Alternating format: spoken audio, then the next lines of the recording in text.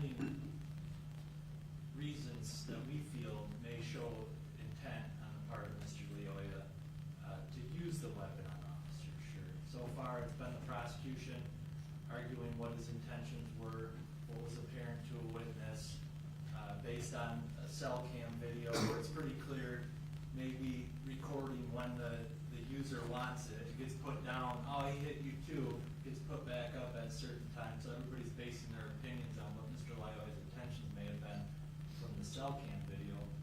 But we feel we should be able to argue what his intentions may have been based on the fact that if he were placed into arrest there, he's either wanted on several things or was certainly in violation of the law from several courts on probation.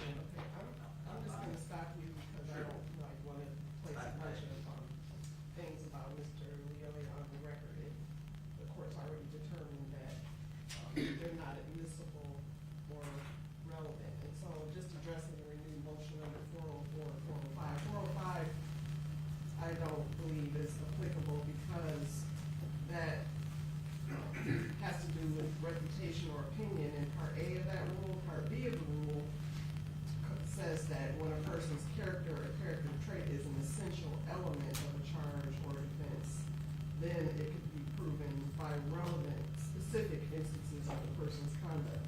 That's not what you're requesting, so that particular rule does not apply. As far as 404, I believe that perhaps maybe 404(2)(b) could apply because in that rule it states that in a homicide case, when self-defense is an issue, the defendant may offer evidence of the alleged victim's trait for aggression.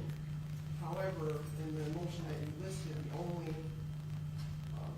point out of you listed 9 separate issues, the only one that could potentially have to do with aggression is the first one, and then that is the arrest warrant that you mentioned before, which is not evidence. There's nothing proven, it's a warrant. So, like I said, and compared it to your client, it's as if saying your client has a particular trait for aggression because he's had a warrant for the second-degree murder charge, and that wouldn't be appropriate either. And so I also believe that any attempted explanation, even those that have already been put forth by different witnesses, any attempted explanation of what was going on in Mr. Leoya's mind, it would be pure speculation on the part of any person. It's impossible to know what was in his head. It's also not relevant what was in his head. What is clear, what is in evidence, is that he was clearly fighting with the officer. Why he was fighting, I don't know that that's relevant. He clearly is fighting. He's clearly drunk. That is evidence that has been placed on the record. He clearly didn't have a driver's license to present to the officer when he stopped him. He clearly didn't obey several commands. It doesn't matter why he didn't. It doesn't matter why, just like it doesn't matter why he was drunk. He was drunk. Those are the facts. You can clearly argue that he was intending and he was trying to do this. You can argue that just the same as the people can argue that he wasn't trying to. So because his character is not an essential element, this particular, again, trait for aggression, the only one that we're pursuing is the arrest warrant that was pending, and there's no evidence that Mr. Leoya was even aware of that warrant. So, Your Honor, but there were, just to note, there are several other warrants for some of them for years. none of them have to do with aggression. There's prior convictions for domestic violence. So if the prosecution opened the door, he's a really good guy. At least usually when it's my client, if I call a witness and they say that, the prosecutor's following right up with Because that's prior a defendant. convictions. You're treating Mr. Leoya as if he's a defendant. He isn't. Your client is a defendant. So the door can't be opened on other parties involved. Not from what I've heard so far, for sure. So the prosecutor can argue that what they feel his intentions were. His intentions, opening statement, his intentions weren't to use the taser. His intentions were definitely to fight the officer. His intentions were definitely not to comply with his commands. I'm not sure to say, did he intend to use the taser? I don't know how you get that from what you're trying to report. That's what they said. They said his intentions weren't to use the taser. Okay, so. But, so, and I'm just saying, it's fair argument that maybe they weren't, but maybe they were. No one knows, because that's what it was in his head at the time. So to say, well, he's got this warrant, so he must have meant to use it, that it doesn't jive. well, a car full of unlawful contraband that would Well, show again- multiple felonies, I'm just, Again- those are legitimate reasons why we would not. Right, follow but this say command. none of that existed, but he's still, everything that we know is already there. Why does it matter if he had all these prior things versus the fact that he's clearly, at least 3 times the legal limit drinking and driving? For example, he's clearly fighting with the officer. So why he's fighting with the officer, if it was no reason, it wouldn't change anything. Right, It but wouldn't change the fact that he's not complying.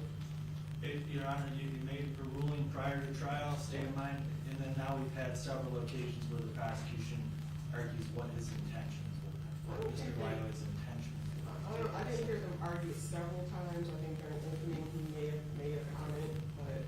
And the witnesses that they've elicited testimony from about what Mr. Wiley's intentions were. So, I don't mean to test the court's patience, I made a record as far as why we think the door's And I don't believe that testimony was necessarily elicited. I do recall witnesses testifying to things, including on the video, that, as you mentioned, I don't know if you mentioned it, Mr. Cordova mentioned it just a few moments ago, but, stating how the cell phone video, the friend taking the cell phone video, saying he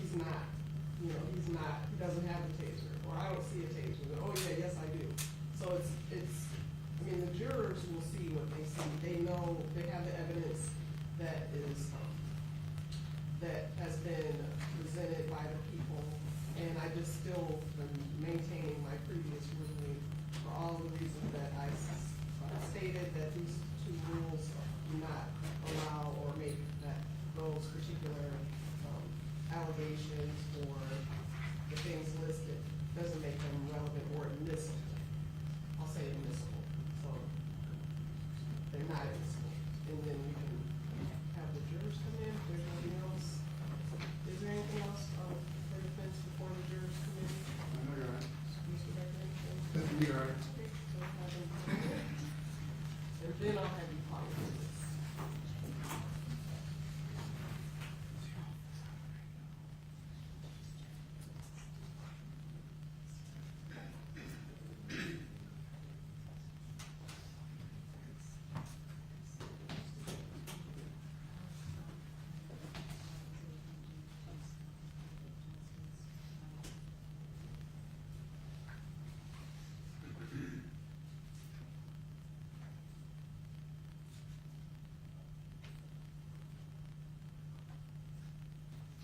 And Your Honor, just for the record, the parties have stipulated to exhibit L4 and defense exhibit EE for this witness. Is that L4? L4 and EE. And is that, Mr. Becker? This is true, Your Honor. And L4 and ED are now admitted. Thank you, Your Honor.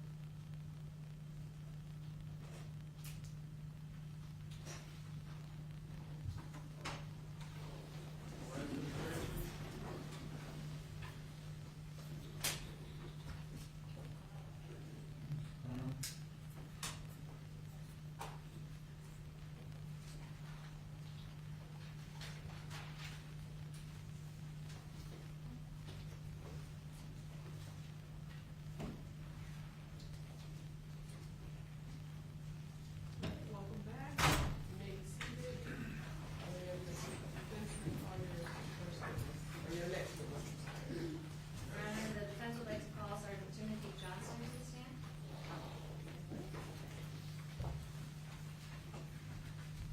And sir, before you take your seat, if you please raise your right hand, my clerk will swear you in. Do you solemnly swear that the testimony you're about to give in this matter will be the truth, the whole truth, and nothing but the truth, so help you God? I do. Thank you.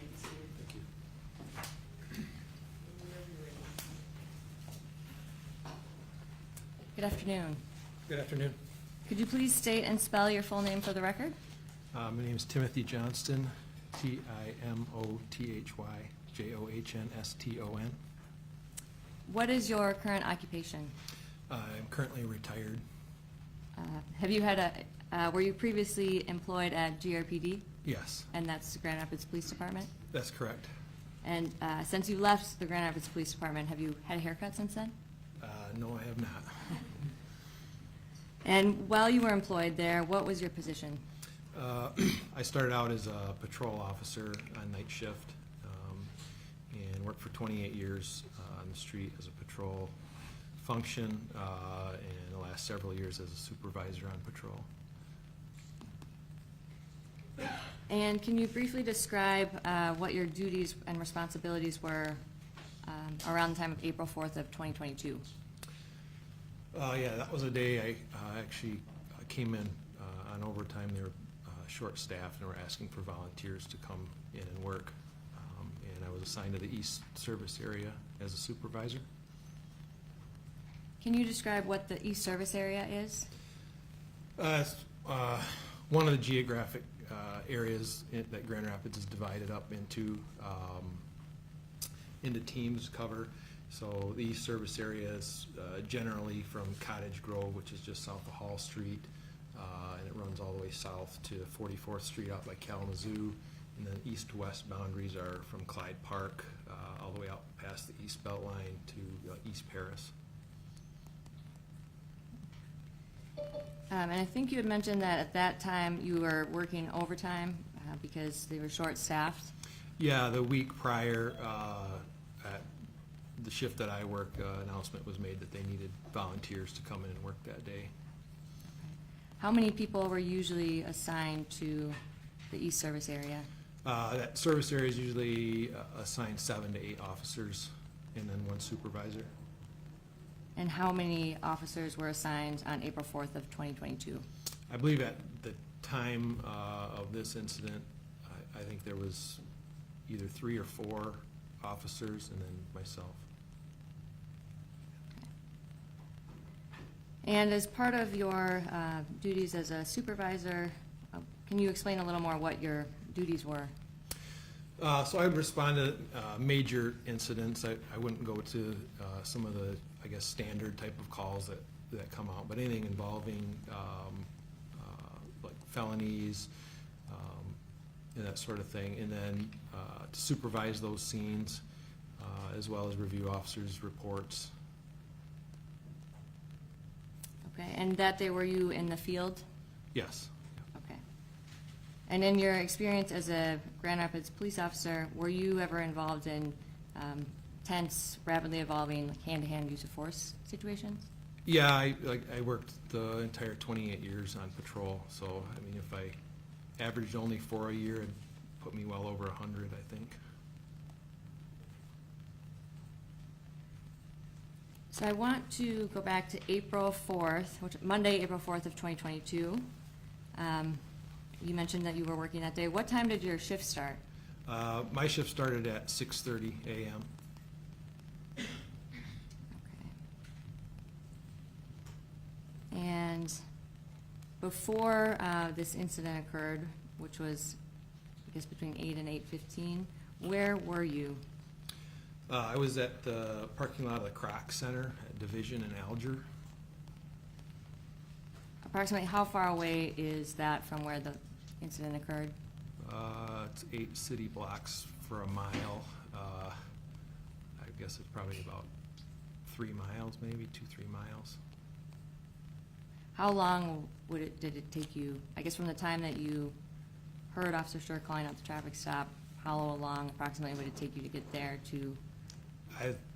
Between 2 and 3 minutes, I believe. And do you recall hearing Officer Schurr call in a traffic stop? Yes. And when you hear someone call out a traffic stop, what is the common practice at GRPD? If you're available, you would slide by or start heading that way until we know that everything's safe and that there's not, I guess, every traffic stop's an unknown risk traffic stop. And can you explain what you mean by unknown risk? Sure, I was a field training officer for 24 years, and so we teach high-risk stops and unknown risk stops. An unknown risk stop, any stop is a potential threat. You don't know who's in the vehicle, even if it's for speeding or what may seem just to be a traffic violation. We still have tactics that we employ to keep ourselves safe until the conclusion of the stop. And so that you typically will have at least one person respond, even if help isn't explicitly requested? Yes.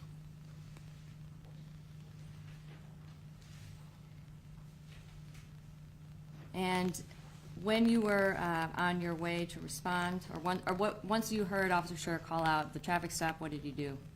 At the time, I was on a phone call from another officer. I'm also was the supervisor of our mounted unit team, and I was on a phone call with another officer that had a scheduling issue with that, and so it was at the point, I think, that Officer Schurr called out that he had somebody running. I ended that and responded code 1. And can you explain to the jury what code 1 is? That'll be activating all the emergency equipment on the vehicle, like sirens, exceeding the speed limit. And you had mentioned you heard him say the second, or just say, "I've got one running." Is that Yes. correct? Okay. And did you hear Officer Schurr call out another command or request on the radio? I did hear him ask to send more cars. What did you interpret that to mean? I could hear in the radio transmission sounds of like a struggle, heavy breathing, the I guess tone or inflection in his voice. Can you describe what that tone was like? Labored and I guess an excited, elevated tone, desperation. And at that point, what did you do? I was already going in that code 1 response. I think that was, I don't know if I was halfway there yet or something like that. Just continued as fast as I could to get there.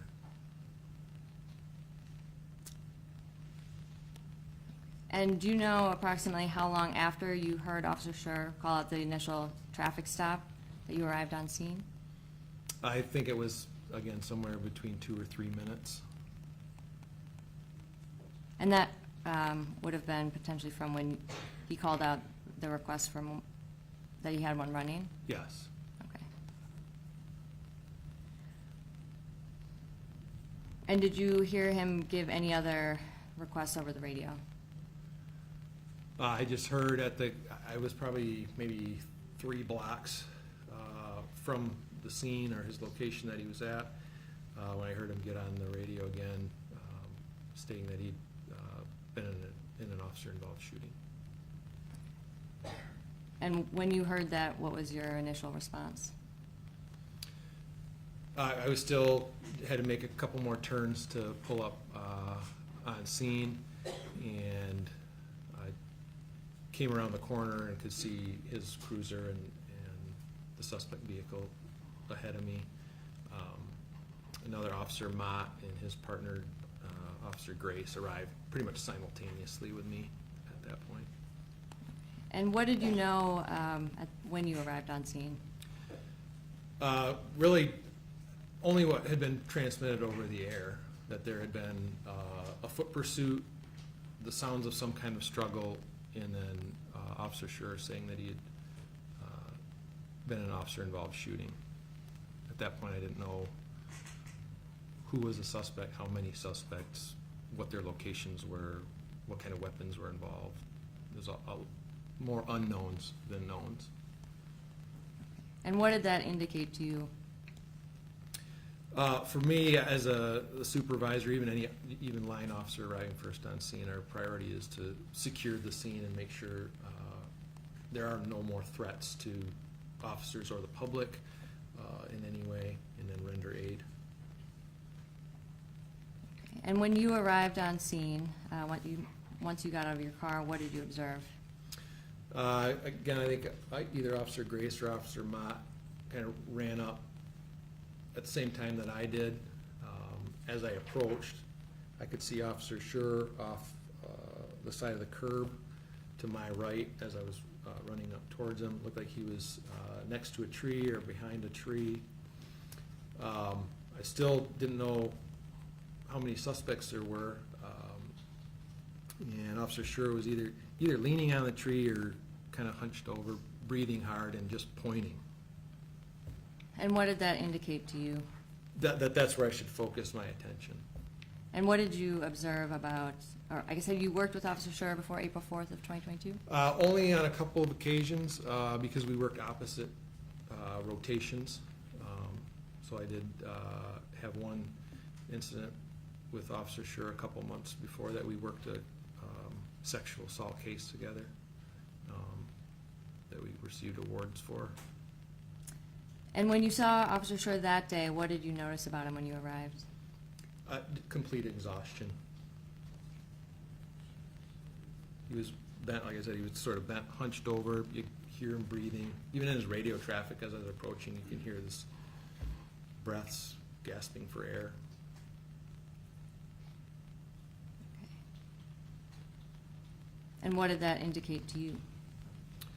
That he'd reached his physical limit. It reminded me of at the end of a Olympic sprint race or something. You see the athletes afterwards with their hands on their knees, breathing hard. And once you saw Officer Schurr, what did you do next? He was on his feet at least, and I knew another officers that were closer to him would assist him. So I guess I turned my attention still to trying to secure the scene. I could see another occupant outside the vehicle, and I could see Mr. Loyola on the grass off to the right. And at that time, did you know who either of the parties were? Either Mr. No. Loyola or the passenger of the No. vehicle? Okay. And were you wearing a body-worn camera at the time that you responded? Yes, yep. And was your body camera on when you responded? Yeah, it was automatically activates when you activate the emergency equipment in the vehicle. As soon as you turn on your lights or your siren, your body cam is activated, as well as the in-car dash camera. Okay. And have you reviewed the body-worn camera footage related to this incident on Yes. April 4th? Yes. Okay. And Your Honor, I would ask to publish Defendant's Exhibit EE, which has already been stipulated to, which is the body cam footage of Sergeant Johnston.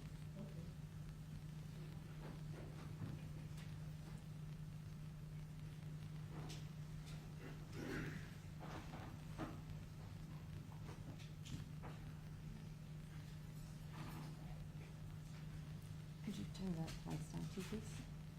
Thank you.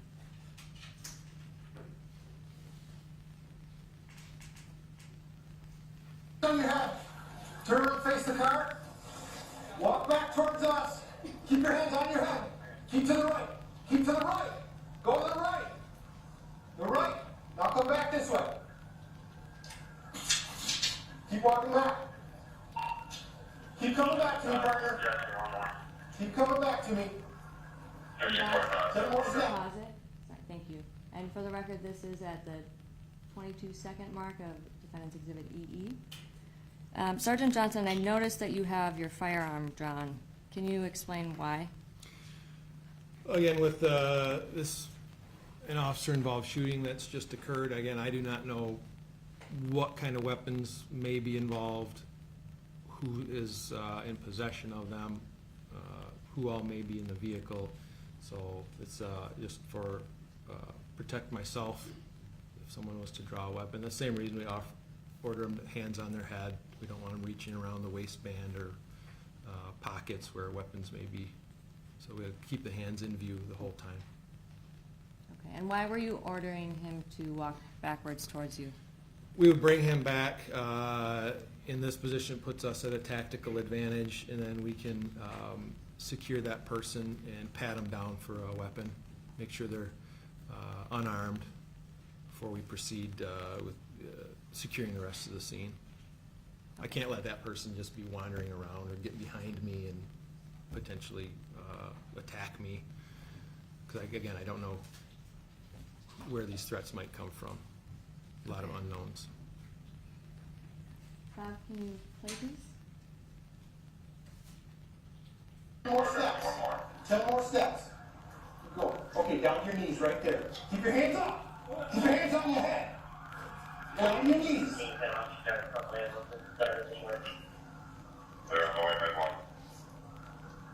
Put your hands behind your back. Palms facing the air. Bend over your waist. Do not look back. Pause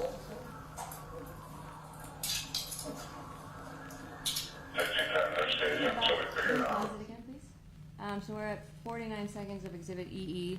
I noticed you were what seemed like kind of yelling at the individual who was getting out of the car. Why is that?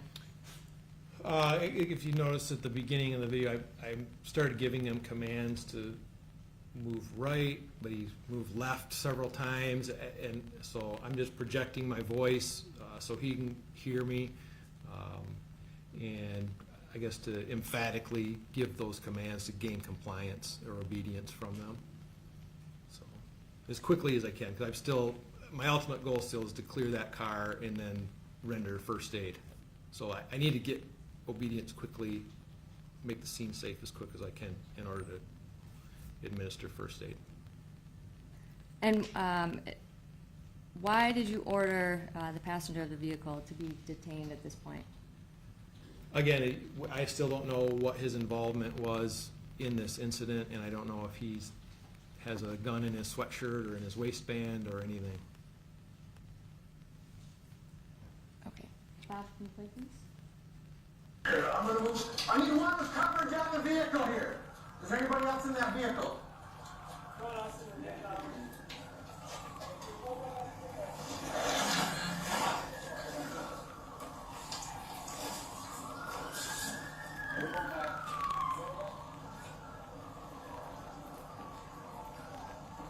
Okay, next car up. Anybody else in the car? Make yourself known now! Yep, we're gonna clear the car first. At this point, I'm waiting for more officers. That's why there's a pause here. There's no backup yet. I'm just waiting for another officer because we go up in either a 2 or 3 man team to clear a vehicle, but nobody's available. Okay. And why do you, when available, why do you typically want 2 or 3 people to clear a vehicle? So you can cover multiple sides of the car. There's also, I guess, sometimes concerns even with surroundings too. So whenever there's a high-risk incident, there's people, some are focused on the car, one side of the car, the other side, and other people covering, and again, I don't know how many people have fled from this car. I don't know if there's other potential suspects hiding between these houses or anything.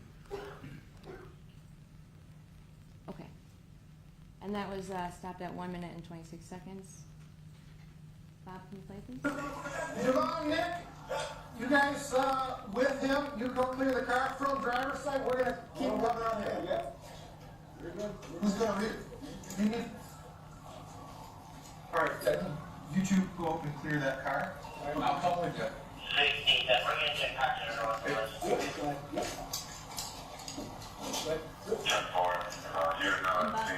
Here, please.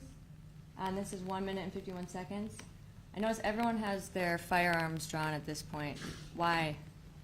Again, this is standard police training. That this is an unknown threat in this vehicle.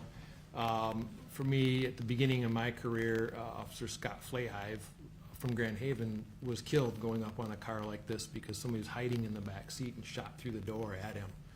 And we always will stop even behind that, called the C pillar, that block between the rear window and the back seat, and you sort of use that as a shield for yourself to even look in that back seat, make sure there's not somebody crouched down in there before you move forward and look in and move forward up to the driver's side or the driver door. Okay, you can play. Heading to the north off of Waldo. 1918, let's make sure you're coming in. 1918, I'm on Waldo.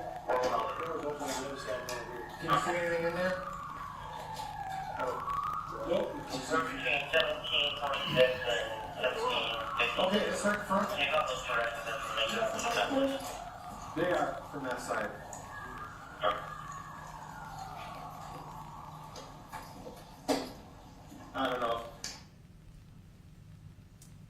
And when you approached the car from behind, Bob, can you back up just a little bit? Sorry, I don't know the time mark, but if you could go back to as they were approaching the car from behind. A little further. Yeah. Or a little further back, sorry. All right, from here, I guess, go forward a little bit. Yeah, play it from here. Okay, if you stop it from here. I guess as you were approaching the car, could you tell how many people were inside or if anyone was No, inside? I think it was a combination of, it was like rain and sleet, so it was cold on the outside of the car, and I don't know if it was from breathing occupants inside, or it was like the window, back window particularly, was very obscured, like fogged up. And then with the reflection with the wet glass and rain, it was very difficult to see in there. At one point, I think, if you go for it, I think I even put the light on the end of my gun, like right up to the window, to try to get at least the back seat floorboards and that to light up, because I couldn't really tell from through the back window. Okay. And once you were done clearing, or I guess what happened next after you cleared the car? At that point, we sort of rallied back, I think, near the cruiser and go around and then form a team to move up to where Mr. Loyola is laying in the grass there. And again, I still don't know, we have a fear of this person could be playing possum, so to speak, or, if there's still a potential threat, even as we approach to render aid, if there's any kind of weapon present. And where did you, or when did you first become aware that there was Mr. Loyola had possession of a taser? At the point that I approach him, I think if you show the video further, we approach, and at first I see like a black angular object slightly, he's face down and sort of under where his left hip would be. I initially thought that was like the back corner of like a Glock handgun or something, but as I got closer I could tell that it was Officer Schurr's body camera that apparently fallen off, and it was under, like halfway under Mr. Loyola. And then I ended up grabbing Mr. Loyola by his right arm to roll him towards me. And as I did that, then I could see the yellow taser under the right side where I pulled his arm out from. Your Honor, permission to approach? And I am... Yeah. And I am showing him what's been previously marked as Defendant's Exhibit L4, which the parties have stipulated to. Sergeant Johnson, do you recognize this? It appears to be a still picture of Officer Schurr's taser in the mud next to what I believe is Mr. Loyola's hand. And you had just described that when you found the taser, it was under Mr. Loyola's body. Yes. Was this photo taken, I guess to your knowledge, was this photo taken after you had already rolled him over? Yeah, when we originally came up to him, it was over top of it, so we didn't even see it until we rolled him over onto his back. Okay.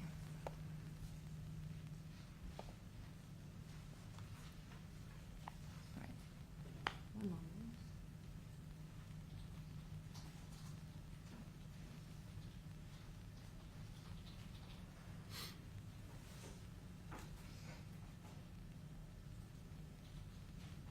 All right, thank you. I have no further questions. Briefly, Your Honor. Good afternoon. Good afternoon, sir. I was asking if you're on vice, because usually the vice officers kind of look like that, and you're just retired. Retired, yes, sir. Just want to go back to some of your statements that you made. The first thing you said is, you taught this when you were with Grand Rapids Police Department. You did some of the training for officers on traffic stops, correct? Yes. Yeah. And one of the things you said was every traffic stop is an unknown risk. That's correct. You don't know what's in that car. Yes, sir. You don't know who's in that car. You have to Yes. answer out loud. I can Yes, see sir. it. And quite frankly, there's a lot of times where there are guns in cars in Grand Rapids. When you were working, that was an issue. Yes. It was not uncommon to find a gun on a person in the car No, not uncommon. and between the seats in a car, It's very common, under the seat of a car. even more common. Even more common. So, guns, and going back to some of your training, I've got some training records here, when you talk about training, did you train the recruits or are you training officers? They go through what was labeled an in-house training through our training unit, and then once they're put out on the street, they enter the field training program, and they have officers that they're with a 4-week through different phases, and I was one of those field training officers. But in terms of even the training, I think a lot of the training, when you train those people, they talk about, even when you start, is the danger of weapons in a car. Is that a fair statement? Yes. That you have scenarios where you may have one person with a gun in the car or two people with a gun in the car, correct? Yes, sir. And when you're doing an unknown traffic stop, that's part of the unknown traffic stop is you basically approach every car that it could have a weapon in it. Is that a fair statement? Yes. All right. And one of the things you said, and it kind of backs up did you have an opportunity to review your report? Yes. Okay, and I've highlighted some of the things in your report, and you kind of testified to this. My goal is to make the scene safe as quickly as possible so we can safely move forward or render aid. So you definitely want to render aid to Patrick. Yes, sir. But without being attacked or shot by the subject standing outside the car. So you were worried about that. Yeah, again, I don't know. You have no All idea. unknowns, yeah. And even at that point in time, though, you at least had 4 officers because you said you responded 2 pulled up at the same time. A 2-man unit, that was Officer Grace and Officer Mott. And then- The defendant, And then Officer Schurr was, and then yourself. yes. So there's 4 officers, but you were still concerned, even with 4 officers on the scene, that you didn't know who was in that car. Correct. You didn't know who. Ame is his name. If the passenger was armed. Yeah, we still have 2 suspects. Sure. Mr. Loya, that's on the ground, so, and then Officer Schurr is obviously out of commission because he's so exhausted. I wouldn't even consider him a usable asset at Okay. that point. But there's at least 3 of you. Yes, So you clearly outnumber the passenger, yes, but there still could be somebody in the car because you don't know. correct, sir. And that's one of the things you said. And one of the problems was, even in your report, the rain and reflections on the car windows obscured my ability to see clearly inside the suspect vehicle. Yes, So that was an issue because it's a complete unknown in there. There could have been somebody else hiding. yes, sir. And that's why you kind of go through all that we saw on your body cam. Yes. All right. Thank you. I have nothing further.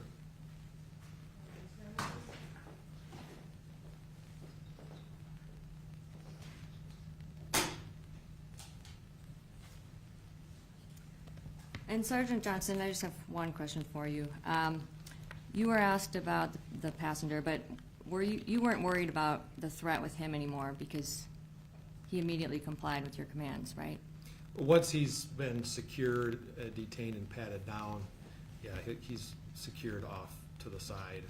But somebody's got to be keep custody of him, so that takes another officer out of, my available assets there, and I have to wait for more to respond to fill those positions. And at that time, there were how many officers were on scene? I don't even know because a lot of the activity was behind me. I could hear some sirens getting closer. At some point, I think Officer LaHeis and then Officer Sanders arrived. And those are the 2 that went up with me to clear the car. And when you chase individuals, is it also common for them to be armed with weapons? Yes, I've tackled several people that had guns on them. Thank you. I have no further questions. Just one follow-up. I just want to make sure you're clear. She said, in her question, that one question was you weren't concerned about the person standing outside the car.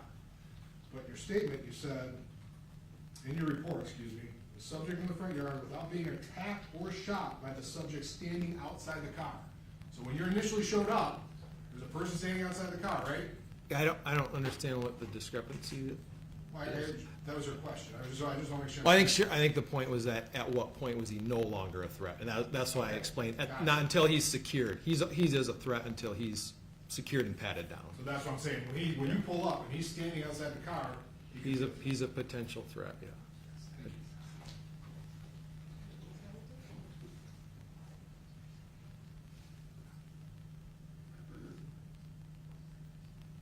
No further questions, yeah. I don't see any hands raised on the jury. May this witness be excused? Ms. Hamilton? Yes, Your Honor. Any objection? No objection, Your Honor. Thank you very much, Your Honor. Thank you, Your Honor.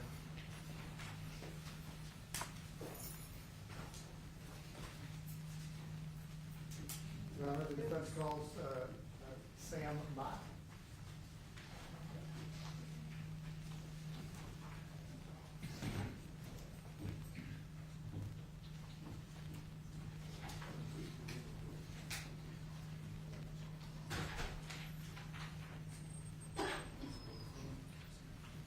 Good afternoon. And sir, before you take your seat, if you could please raise your right hand, my clerk will swear you in. Do you solemnly swear that the testimony you're about to give in this matter will be the truth, the whole truth, and nothing but the truth, so help you God? I do. Thank you. You may be seated. Thank you, Your Honor. Good afternoon, Officer Mott. Good afternoon. Where do you work? Grand Rapids Police Department. How long have you worked there? Approximately 4 years. Okay, and what's your title and describe your job duties? I'm a patrol officer on our day shift. Okay. And were you on duty on April 4th, 2022? Yes, sir. Okay. Did you receive a call to respond to a scene involving a shooting by a police officer, Christopher Schurr? Yes, sir. Okay. When you received that call, were you in your car? Yes, sir. All right. Was anybody with you at that time? Yes, sir. I was doubled up with a partner. What does that mean? It was 2 officers in 1 car. Do you recall who was with you? Yes, sir. Who was that? Officer Jordan Grace. Okay. Did you respond to the scene? Yes, sir. I'd like you to tell us what you saw as you arrived in your car. As I pulled up to the scene, Sergeant Tim Johnston was pulling up as well. We saw Chris standing a couple houses down in the block to our north. He was standing in the middle of the street, and we couldn't see anything else other than another vehicle with an individual standing on the passenger side of that vehicle. Okay. And you want to refer to Chris, you're talking about Officer Schurr? Yes, sir.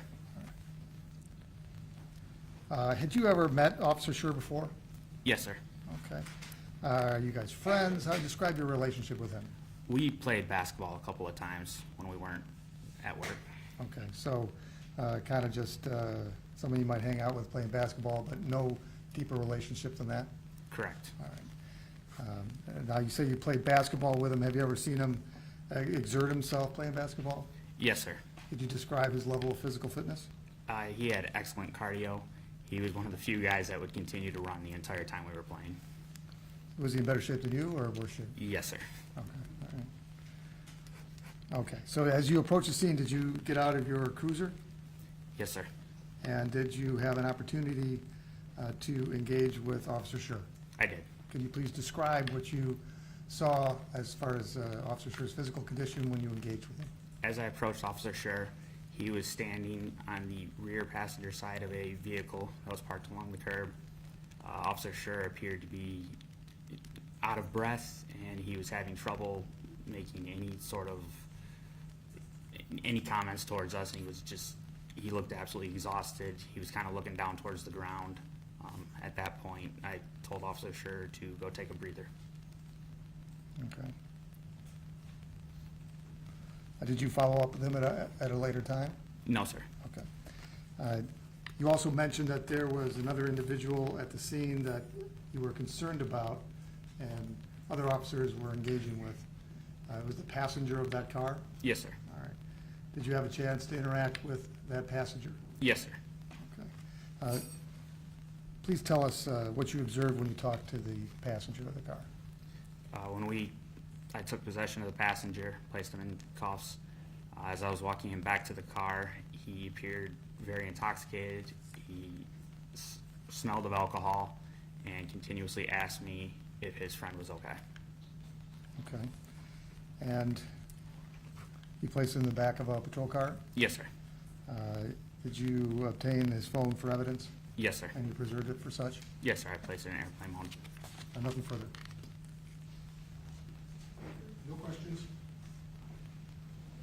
I don't see any hands raised on the jury. May this witness please speak, Mr. Boguma? Your Honor. Your objection? No objection, Your Honor. Thank you very much, Your Honor. Thank you, Your Honor.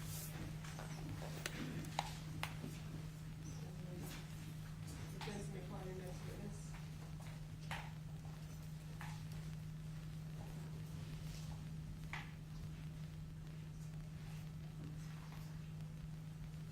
Defense would call Nicholas Calati.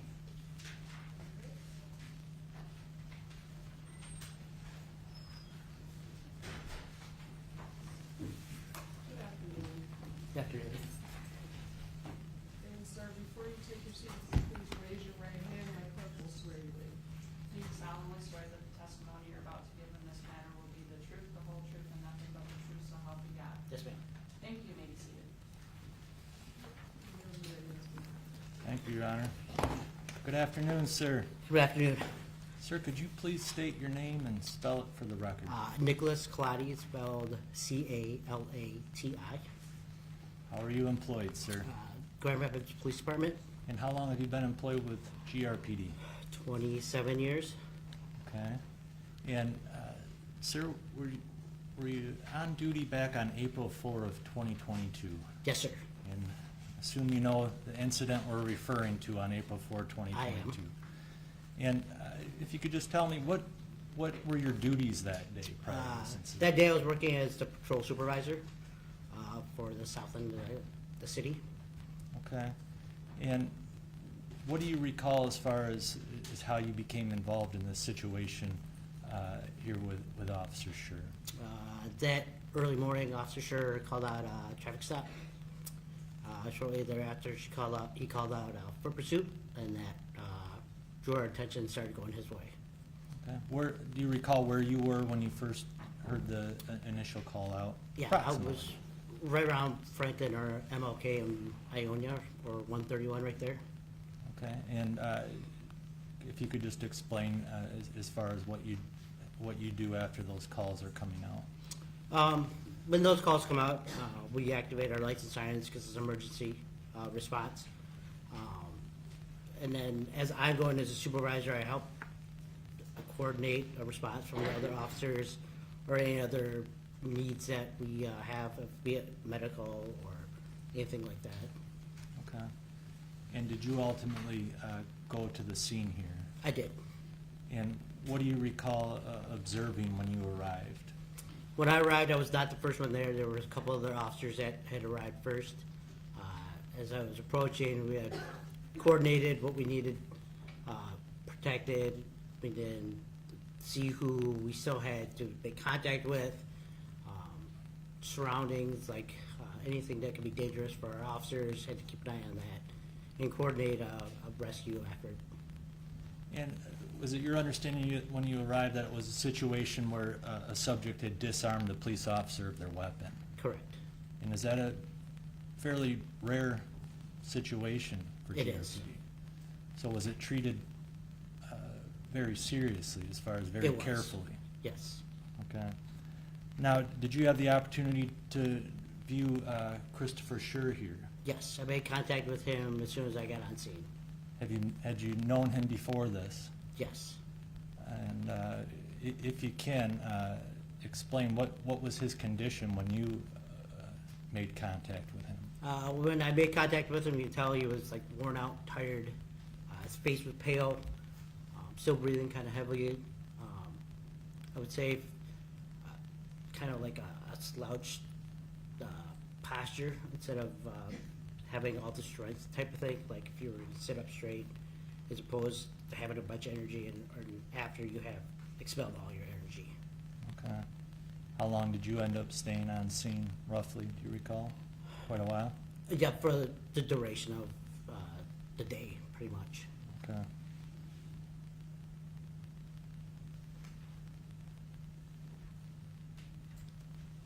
That's all I have. Thank you, sir. No questions? Let's see,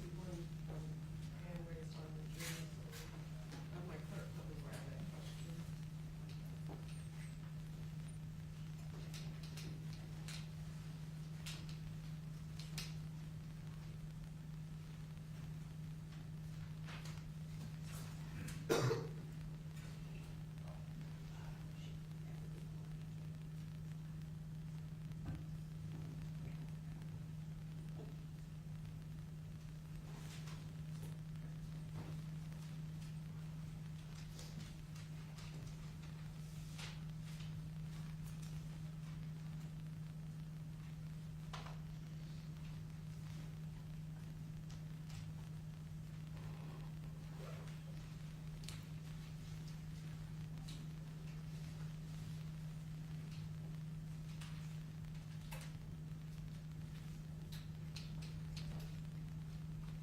not really a question for the witness. So, you want to approach him?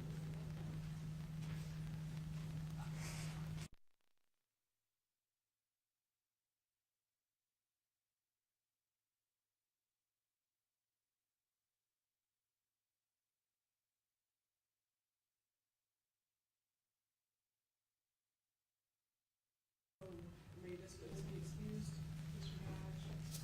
Yes, please. Any objection? No objection, Your Honor. Thank you very much, Officer. And defense, you may call your next witness. Your Honor, we'll be calling Captain David Siver to the stand. And, sorry, Your Honor, before we do that, can you take a 5-minute break? for the restroom? I'm sorry. So 5 minutes is not long enough, if we're gonna take a restroom break, if there's 14 people, there's not 14 restrooms. Sorry, maybe 15-minute break, so, okay. It's a little early for a break, but I guess we can do one now. And then we're here an hour yet. And, I'm sorry. We'll just do a brief, we'll do a 5-minute break, then we'll just take another longer break later, since it's only been an hour, so hopefully that's enough. And we will take another restroom break. So we'll come back in 5. Meanwhile.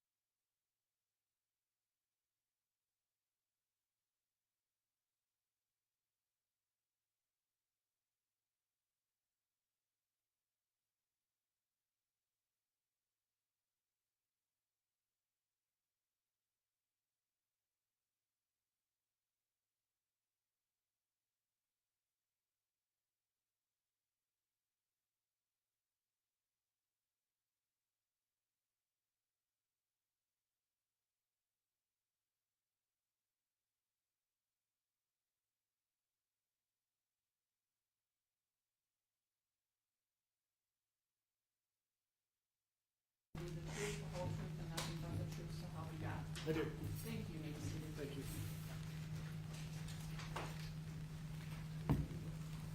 Whenever you're ready, Ms. Conley.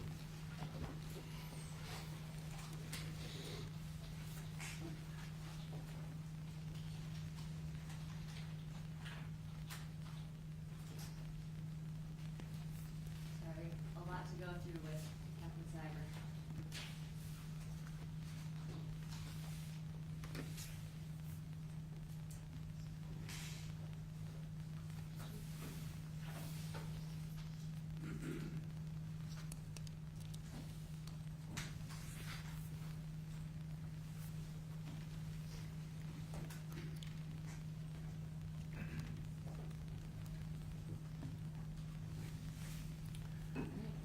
Good afternoon. Good afternoon. Can you please state and spell your name for the record? Yes, David Siver, D-A-V-I-D-S-I-V-E-R. And what is your current occupation? I'm a police captain with the Grand Rapids Police Department. Okay.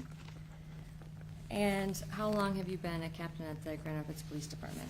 I've been a captain for approximately 3 years, or a little over 3 years.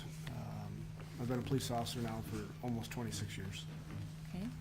And can you talk briefly about some of the different positions you've held at Grand Rapids Police Department? Yes, when I hired on started out as a patrolman, was assigned to second shift patrol, also midnight patrol shift, and then in 2004 I was selected for the special response team, our department's full-time tactical team. Spent 11 years in that team, and then was promoted to sergeant in 2015. Worked nights and day shift patrol as a sergeant for a couple of years, then went back to the SWAT team in 2017 as a sergeant. Promoted to lieutenant in 2019, was the midnight, one of the midnight shifts shift commander, and then in February of 2022 was selected to take over the training unit until a couple years back. We had a little reorganization that became a captain's position, where now I oversee the training and engagement division, which houses the training unit and the community engagement unit, kind of our hiring, recruiting arm and our training arm.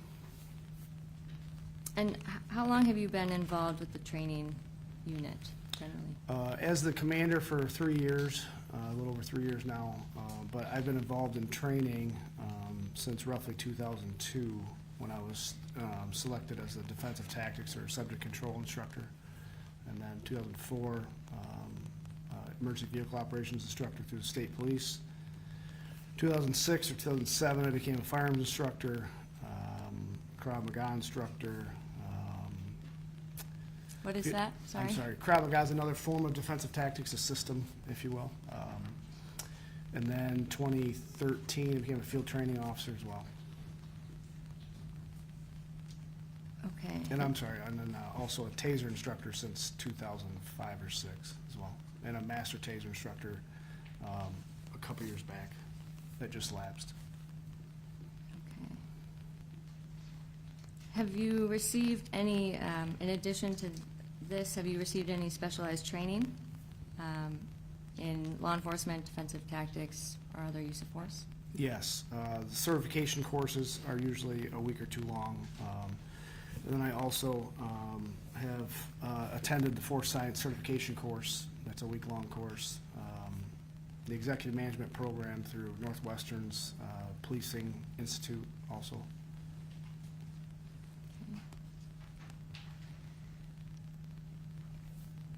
And, but prior to working with the Grand Rapids Police Department, did you work for any other agencies? Yes, I started my career in the city of Saginaw back last century, 1999. I got laid off, that's how I ended up here. Okay. And when you came to Grand Rapids, what are some of, I guess, why did you come to Grand Rapids? One, for the opportunity, right? It's a much larger agency than city of Saginaw, a lot more growth and opportunity, job satisfaction, those kind of things, so. And have you taught or trained officers in the use of force and defensive tactics? I have, since roughly 2002 in those various areas. We have regular mandatory training where it's in-service training, if you will. So those blocks of instruction rotate through the year, and I've assisted in those since 2002, 4, 5, 6, in that range. Also, during my tenure on the SWAT team, we trained pretty much every week, and I assisted in instruction or teaching in those areas.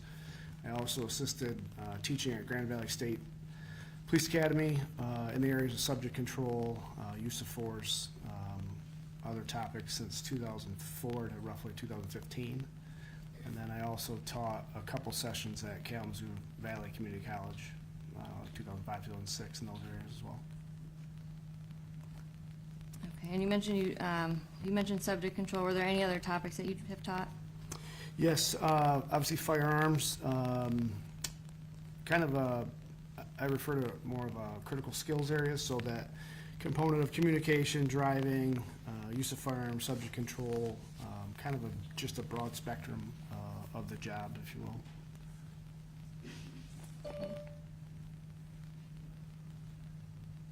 And in addition to the certifications you spoke of, the Force Science and the Northwestern Policing, have you completed any other advanced courses or certifications in regards to the use of force?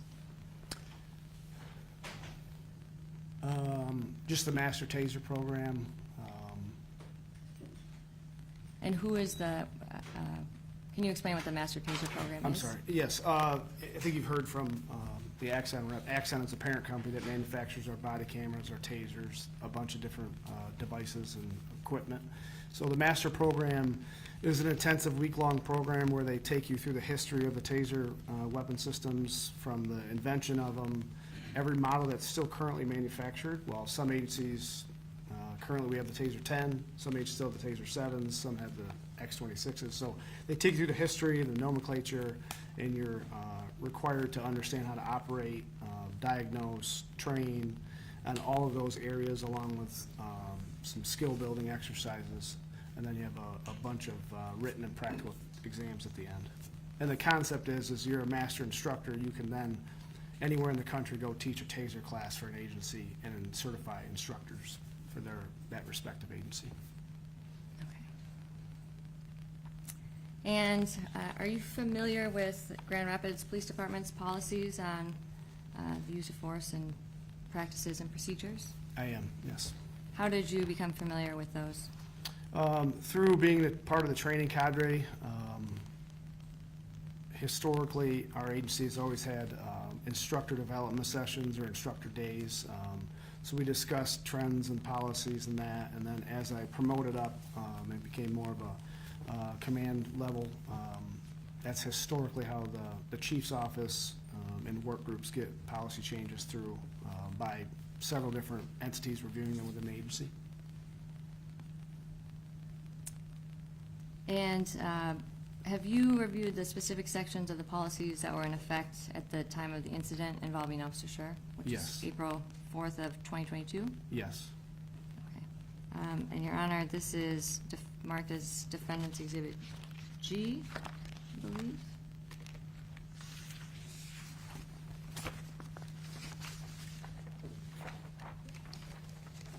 Oh, sorry. Defendant's Exhibit E is the Grand Rapids Police Department policies.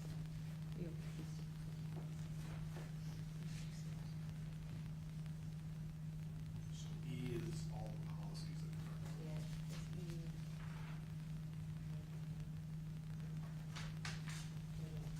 No objection, Your Honor. To the admission of, Apparently it's E 1 through 10 is what I'm understanding. any removal for admission of those at this time? Yes, Your Honor, and these are the Grand Rapids Police Department policies, and it's E1 through E10. It includes the use of force, firearms. All right, so I'll admit 1 through 10 into evidence at this time. Thank you, Your Honor. And I guess while we're doing this, we also have Defendant's Exhibit F, which is the mandatory training.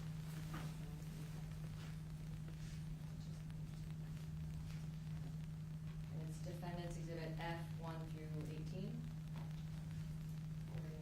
No objection. To F1 through 13, 18. 18. And you said no objection to their admission?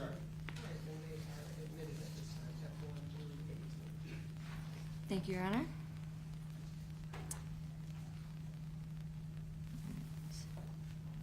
And Captain Siver, how many times have you testified in court regarding GRPD matters?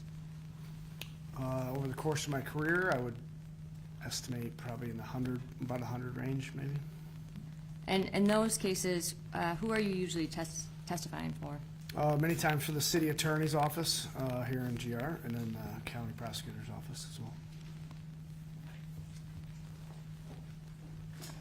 And at this point, have you had the opportunity to review the video footage from Officer Schurr's body camera and dash camera and the passenger's cell phone video from the incident on April 4th? Yes.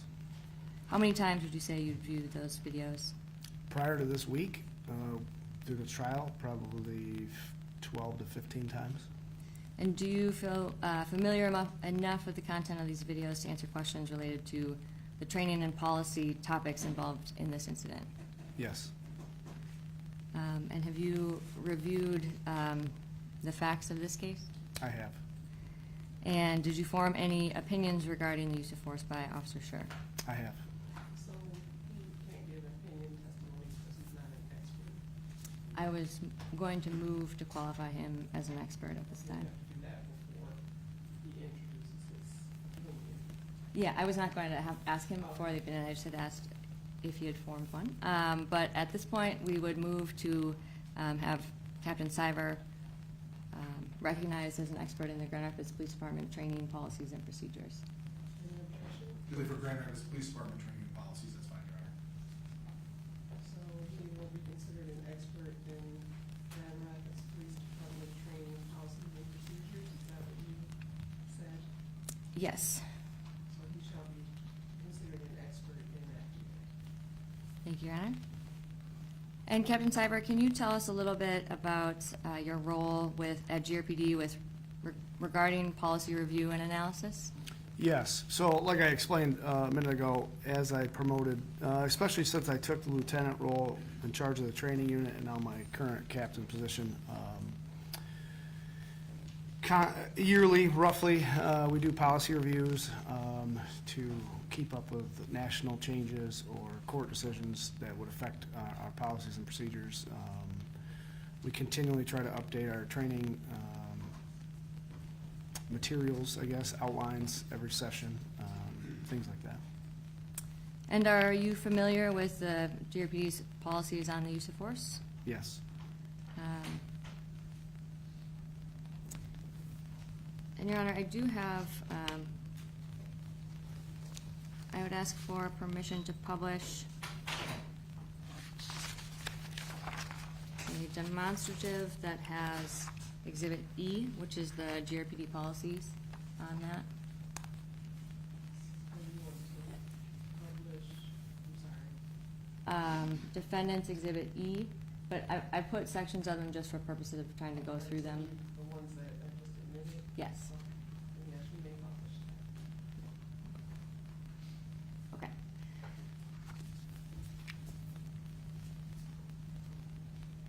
All right.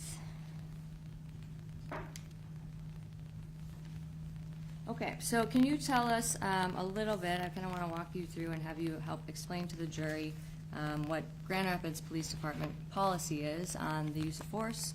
So I'm going to kind of have you talk to us about that a little more. So I am showing you what is part of E, Exhibit E1. Can you explain a little bit, can you explain what GRPD relies on for their use of force policy and what that is? Yes. The Supreme Court case, Graham versus Connor, is the basis, the framework for our policy. As you can see, the language in there, reasonable amount of force, reasonable threat of death or serious bodily injury, number 3. The fleeing felon, that's Tennessee versus Gardner case, but yeah, that's the framework for our use of force policy. And how do you usually, I guess when you're talking about the Graham versus Connor, can you explain to the jury what you mean by that? Yes, so the term objective reasonableness, which You can see that's highlighted there, some of the factors or things to take into account. The phrase totality of the circumstances, meaning the factors of that incident, that time, then, there. So you can see A through G, the immediate threat, safety of others, officers, and B and C, resisting arrest or attempting to evade arrest by flight. D, the term again, a reasonable officer on the scene. So these are all factors kind of combined together as you work your way through the reasonableness of the force. I'm sorry, this was a separate page from the page. Oh, sorry, Your Honor, this is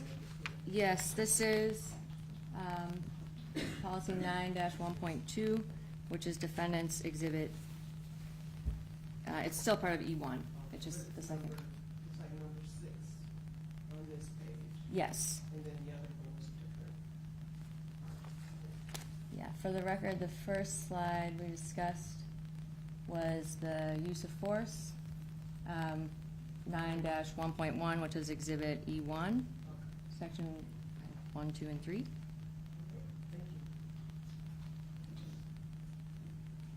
you. All right, and now we are talking about exhibit E1, 9-1.2, section 6. So you had talked a little bit about the objectively reasonable officer standard. How does this standard guide officers in how to make decisions in high-stress situations? Well, mainly that kind of boils down to a similar trained officer in a similar circumstance or similar situation. Would they perform the same way or in a similar way? That's kind of the easiest way to boil that down. And the big factor is hindsight 2020 can't be used in evaluating that use of force, right? The comfort of your desk or your office or your couch as you're watching that video. That's not the goal, that's not the objective there. You can't have the hindsight 2020. You gotta be able to articulate or look into it in that time and place. And when you say that, does that mean you have to, can you explain more what that means? Like, who are you supposed to be, what perspective are you supposed to be evaluating it from? From the officer on the scene or a similarly trained officer, right? Put yourself in that officer's position. I can kind of use a sports analogy, right? When we're yelling at the TV on a football game or a basketball game with the Pistons last night, put yourself in that position. That three-point shot's not so easy, right? So the circumstances of that right there, not you removed and you're in the safety of wherever. You've got to put yourself in that position. So exhaustion, you're tired, you don't know, all these factors, the totality of the circumstances, it's an extensive list of things. You've got to be able to recreate that and put yourself in that situation or a similar trained officer as you're judging or evaluating that use of force. And is that part of what you do in your current position is evaluate? It is. I'm responsible for use force analysis and reviews, and we average between 500 to 600 use forces a year in the last, for pretty much my entire career. So, yeah, I'm tasked with that. I'm part of the use force review board. And you mentioned the totality of the circumstances, and you started mentioning some of them. And I would direct your attention to Exhibit E1, Section 9-1.4 to 9-1.5, and this is Section D.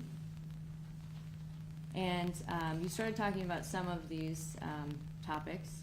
Can you talk a little bit more and explain what you are, or officers are trained to consider under the totality of the circumstances? Yes. So that phrase, totality of circumstances, it's the tangible facts or the tangible things in that instance. So an easy one is size, right? Is the officer much smaller than the subject they're trying to arrest or fighting with? Exhaustion is on there. That has a huge bearing on use of force incidents. Weather, distance from the subject, the type of crime. And then the last one, and this isn't a complete list, obviously there's other factors that can play, but reaction time is a huge one because it's pretty well understood that action is usually faster than reaction. So again, sports analogy. A pitcher gets a pitch signal. He knows exactly where he's going to do it. He's going to be able to do it with relative control. The batter's got to react to that. If it was easy, a batter'd have 1,000% batting average. So same thing as an officer. They've got to pick up clues or cues ahead of time to try to give them some kind of fair playing field. And when you're talking about reaction time, is that something that's also trained to the officers? It is. And what are they trained about that? Just to understand the concept that action is faster than reaction. So officers, for the vast majority of their daily activities, are behind the power curve, if you will. They have to react to other actions. Very rarely do officers take initial actions ahead of time. And I also point up number 5 there. A vast majority of use of forces, subjects or suspects are under alcohol or drug influence. That's a And is vast majority of our incidents. And is that just like something that you train officers to look for? Yeah, to recognize that some uses of force are not effective. For example, pepper spray, people that are intoxicated historically don't have, they aren't affected the way that a person that wasn't intoxicated might be by pepper spray. Or they're very resistant to pain because of the delayed response to the intoxication or the drug induction. And you mentioned like not viewing this from hindsight. How do you avoid doing a hindsight analysis when evaluating the use of force? Personally, I will watch the video or videos start to finish, and then review the incident reports to try to gather some more information, and then I'll try to break down the video frame by frame, or I don't have forensic video equipment, but break it down through the software that I have available by piece by piece. And as, I guess when you're considering things from hindsight, are these some of the factors that you have to consider from the perspective of the officer involved? They play a major role, yes. And are officers trained with regard to the reaction time? Are they trained that they might have to make split-second decisions in tense, uncertain, and rapidly evolving situations? Yes, that's reinforced through training. And how do you train officers to anticipate that? The best way we try is through reality-based scenarios where we put them at a disadvantage and force split-second decisions to try to reinforce decision-making skills and try to give them some framework to understand, reasonable decisions or reactions off that. Okay. And now you mentioned some of the reality-based scenarios. Can you tell us a little bit more about what those are? Yes, so as men and women hire into the Grand Rapids Police Department, they do an 8-week in-house orientation, we refer to it as, where we start with very basic skills and then progressively make them more difficult, the scenarios.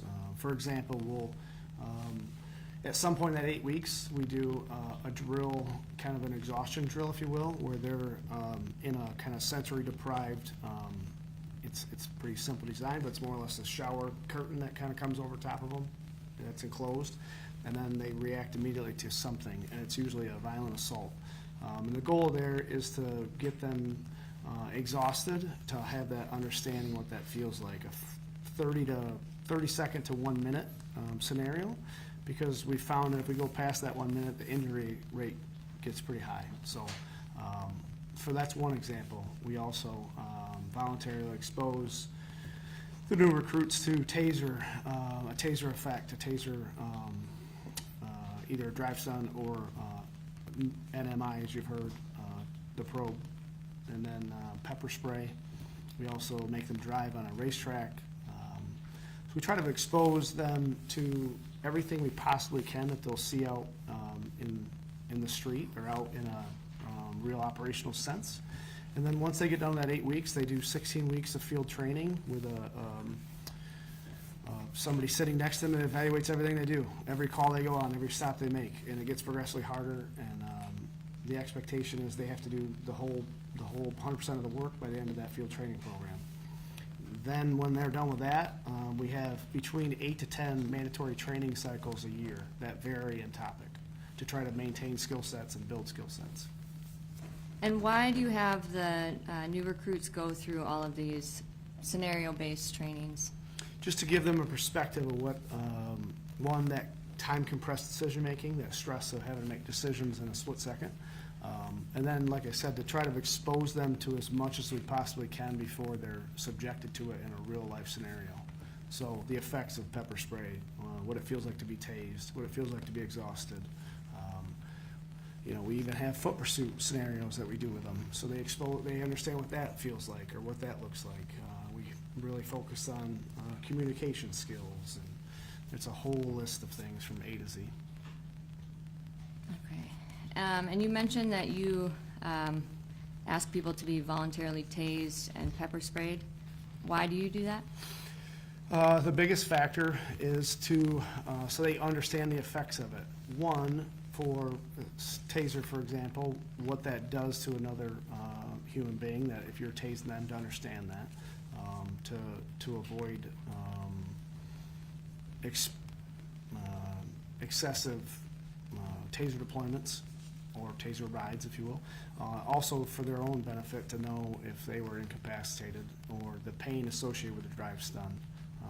Also, pepper spray affects people differently. Some people have very little effect. Some people are completely kind of incapacitated by the effects of it.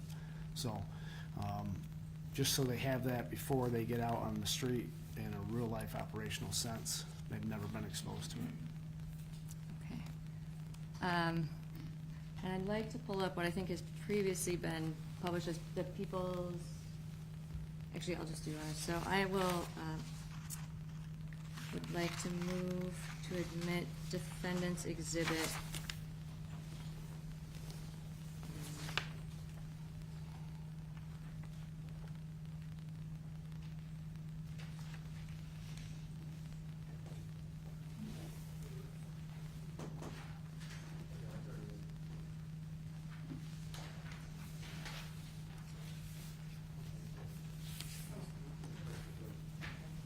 And Your Honor, I would have permission to publish defendant's exhibit J and K, which are the videos of Officer Schurr being tased. Okay. Those are the activities that you already said you would publish. And Bob, can you pull up exhibit K, please? Or sorry, J.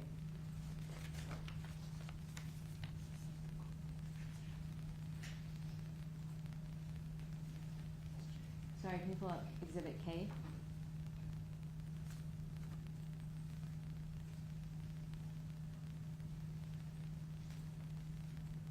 Okay. Sue, do you mind dimming the lights, please? I'm sorry. Could you dim the lights, please?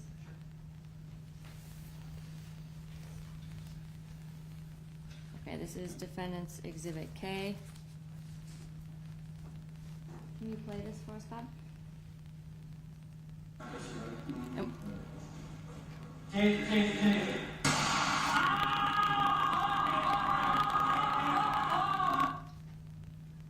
And is this the voluntary tasing that you had talked about? Yes, it's consistent with what we do. And if you notice, the retired captain now that actually tased Officer Schurr, he's well within that 4-foot range, and we do this to demonstrate various effects of the taser, where we'll get a quote-unquote proper spread of the probes to somebody, and then the next person we might do a close probe deployment to show that you know, it's super painful, but there's varying effects to it, or we might drive stun somebody, or we might do a third point of contact to create that lockup or that NMI. So that is consistent with what we do, yes. And based on the, I guess, the close range that Officer Schurr was tased, how close do you think this would be? It looks like he's probably within about 2 feet of where he sends the probes. And based on that, how far would you anticipate that the probe spread would be?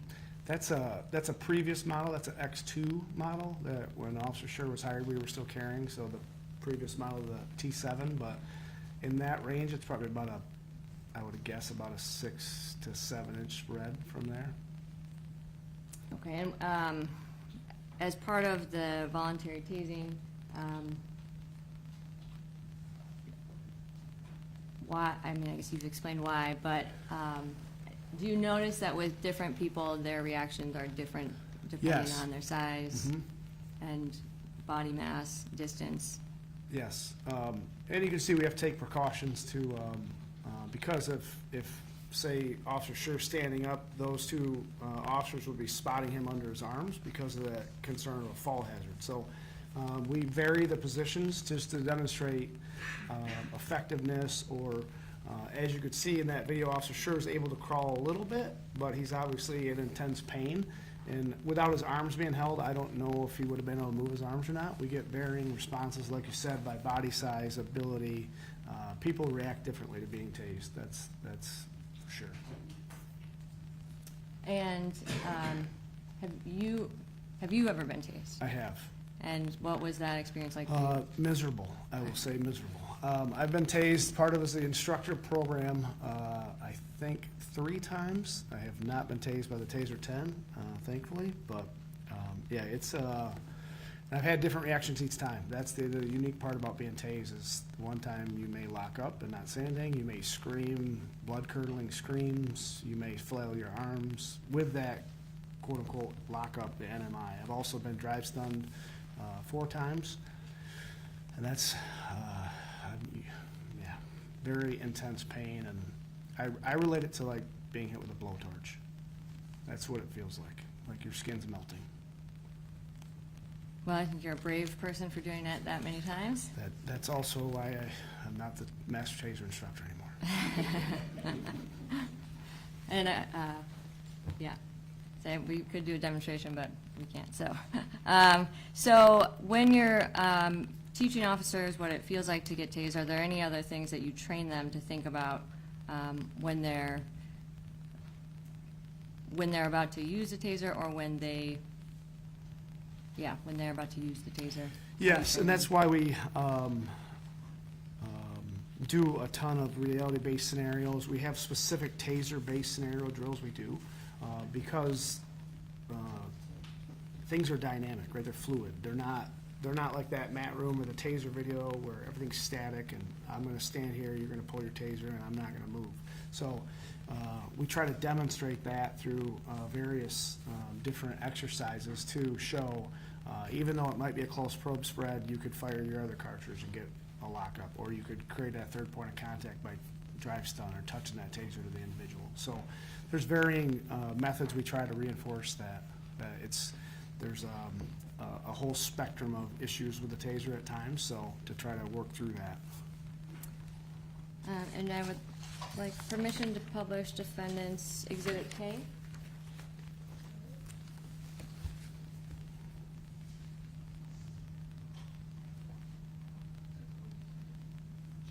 J,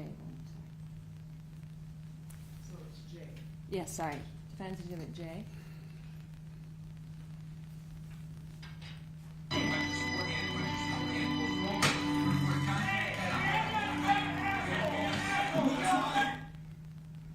And you mentioned the close probe deployment. Is this what you were discussing? Exactly, yes. So Officer Schurr there is in very close proximity to it's just a leather wrestling dummy we use, so you can use live cartridges. And that's the limitation of training with the tasers because of some of the dangers with them. We can recreate some of it, but I can't have role players getting hit with live tasers. That's a problem. So we use dummies and things like that don't move, but he deploys that taser from probably 6 inches away and then finds that third point of contact. The other option we've trained in is you fire the first set of probes, you get a close probe spread, then you move, and you could fire your second set of probes to make the connection, the electrical connection. And is there any, even though in some instances if you're closer than 4 feet or the optimal distance, is there any prohibition on doing that? No, that's really why we do these drills, just to give them some repetitions and a conditioned response, if you will, that in a dynamic fluid situation, that optimum distance isn't always possible. And you also mentioned that. I'm sorry to interrupt, but with that last exhibit, was that the same taser model, or was that the prior model? That's the prior one, Your Honor. Thank you. Just wanted to get that for the critical record. And that was the X2 model? I X2, think? yeah. The functionality is the same, it's just different cartridges and design of the device a little bit.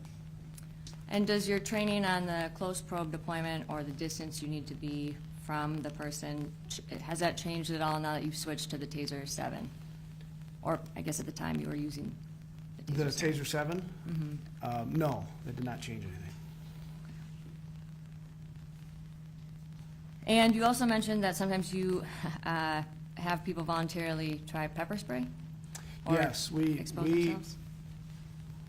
I won't say mandate, however, strongly encourage people, unless they're prior law enforcement from somewhere else in lateral end. But again, for the same concept of to experience what that feels like, your eye ducts kind of shutting down and watering, and just the physiological responses you have to that. And if somebody's never been pepper sprayed, they don't know what their response is going to be. Like I said, some people completely shut down and can't really fight through it. Other people, it doesn't affect them at all. So that's kind of the first step, because in the course of your duties, pepper spray has some residual effects on us too when we use it in the field. And are you aware if Officer Schurr has been pepper sprayed? He was, yes. And Your Honor, I would have permission to publish the People's Exhibit 12, which I think is the graduation video. It's the People's Exhibit 12. You want me to play it? Want to switch to my computer? Yeah, if you don't mind.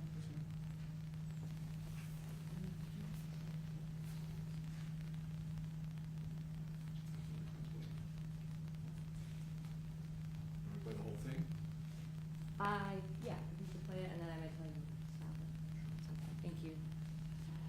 Oops, sorry. Get the sound going.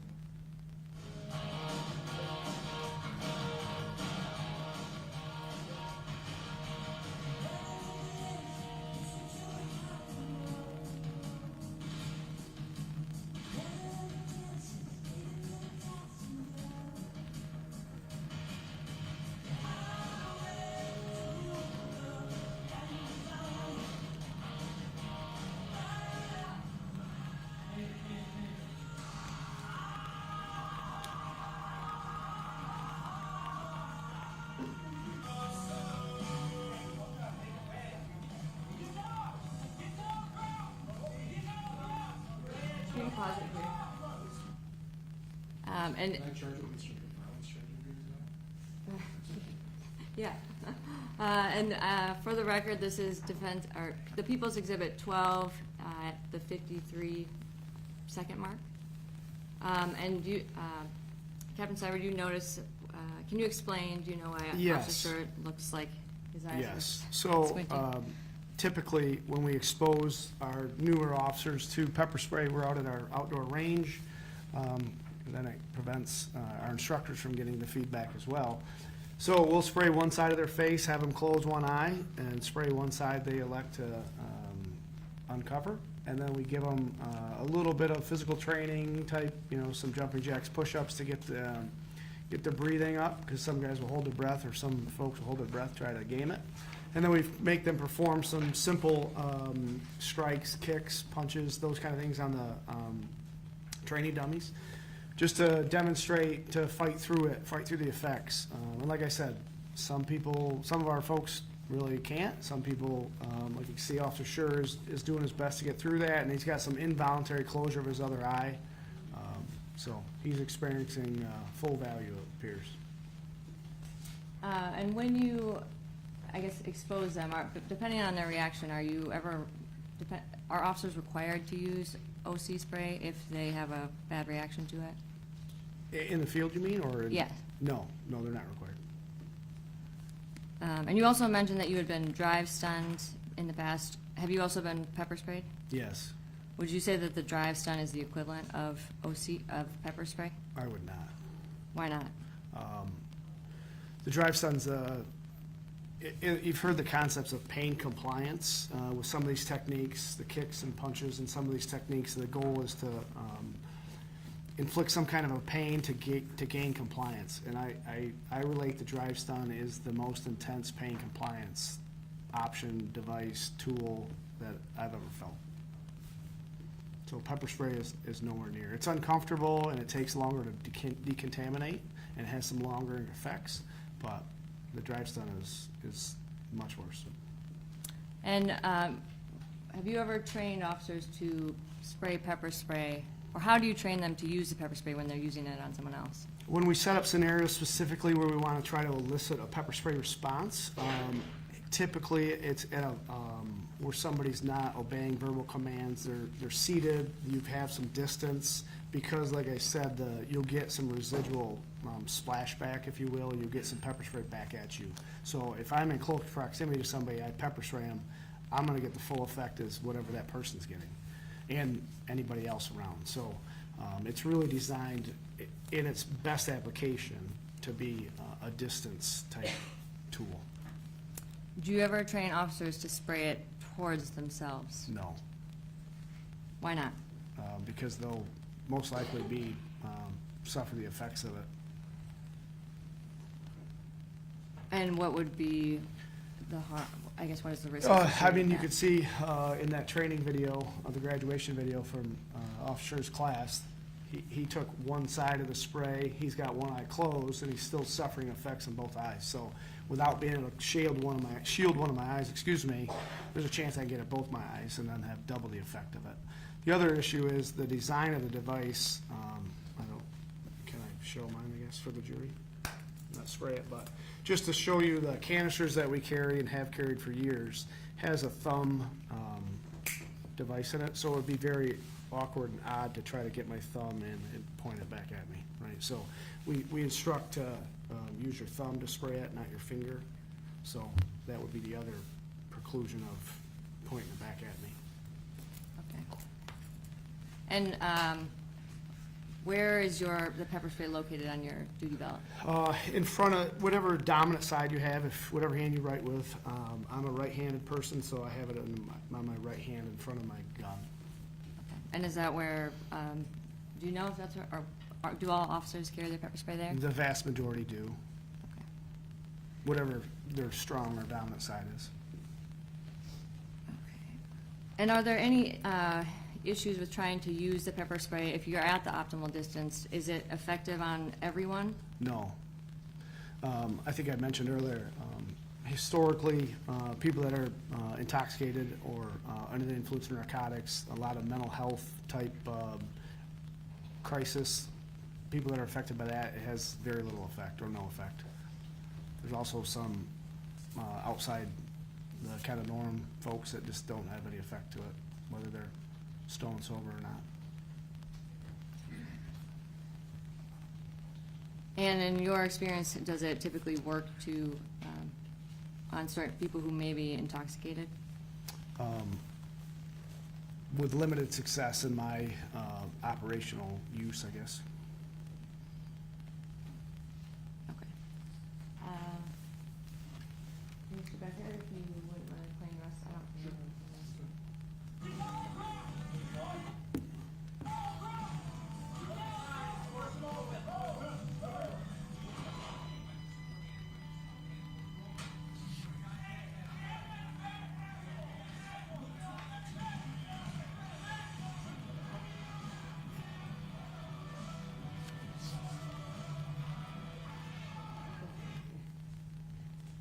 And then if you could switch it back to Mr. McFarland's computer.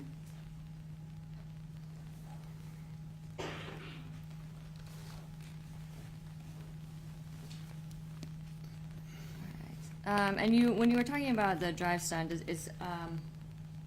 you had mentioned you had been drive stunned multiple times. Yes. And have you ever trained officers, or would you equate the drive stun potentially to the eye as equivalent of a thumb? No. Why not? I guess I would say a thumb, you'd have to know kind of how to inflict that damage to the eyeball, where that electricity coming off the end of the model of taser. Again, like I said, I relate it from my experience of being drive stunned 4 times like a blowtorch. So I don't personally want to have it anywhere near my eyeball. I would think that's going to cause a lot more damage, but I'm not a doctor. So. And without getting it too much, what do you train, or how do you train officers to use the taser? To use the taser? Like in the video, for example, that drill that officer does during his recruit class, close probe deployment, where you fire the taser, activate it, pull the trigger from any distance, and then you know that you've got a short probe spread, so you follow up with that third point of contact, or fire the other set of probes into the person at some point, because then that would give you the distance you need between the probes. We've never taught to remove your cartridges to affect a drive stun. That's just not in our training philosophy or program at all. So we've always been from a probe deployment type. The only thing we talk about is the older models, especially, they had what they refer to it as blast doors on the front of the taser device. So the probes are not super long, so sometimes those probes would get impaled in the blast doors, and then it wouldn't give you any impact to the person. So we've always taught to keep at least try to get a 6-inch distance before you pull that trigger to send the probes, and then follow up with somewhere else, either more probes or drive stun. And are there any locations that you train officers to avoid when using the taser? Yes, early on in the taser days, I think actually I had hair back then, the dart to heart concept wasn't around, but then after several litigation cases, they changed that so that they've asked us to avoid that center mass kind of chest area. And it's always been preferred that back or legs, large muscle group areas. And we've always instructed that to avoid the neck, face, genital areas, chest area as of late, obviously, but just because of the danger of probes going to those sensitive areas. And do you also train them not to target those areas with the drive stun? Yes.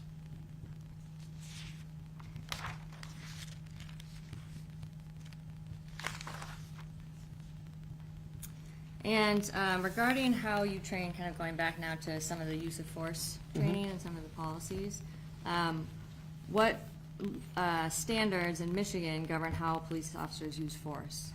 Obviously, we talked about the U.S. Supreme Court case, Graham versus Connor, but then obviously we follow Michigan law, Sixth Circuit Court of Appeals, any of their case law or decisions that come out. And when you say Sixth Circuit case law, are you referring to the Sixth Circuit Court of Appeals? That Yes, includes sorry, Michigan, yes. Ohio? Yes, Tennessee, Michigan, Ohio, Kentucky. Tennessee, Kentucky, yes. So throughout the year, their cases come down. We have legal reviews, or legal updates rather, by the city attorney's office. And as cases come down, we try to glean information to, if it has an operational impact in our day-to-day.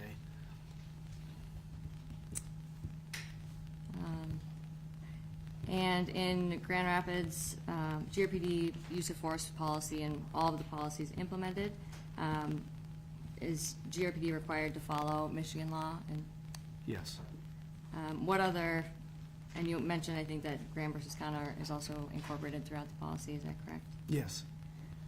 Is GRPD required to follow South Carolina, Florida, or New Mexico law? No. Is that incorporated anywhere in the GRPD policies or training?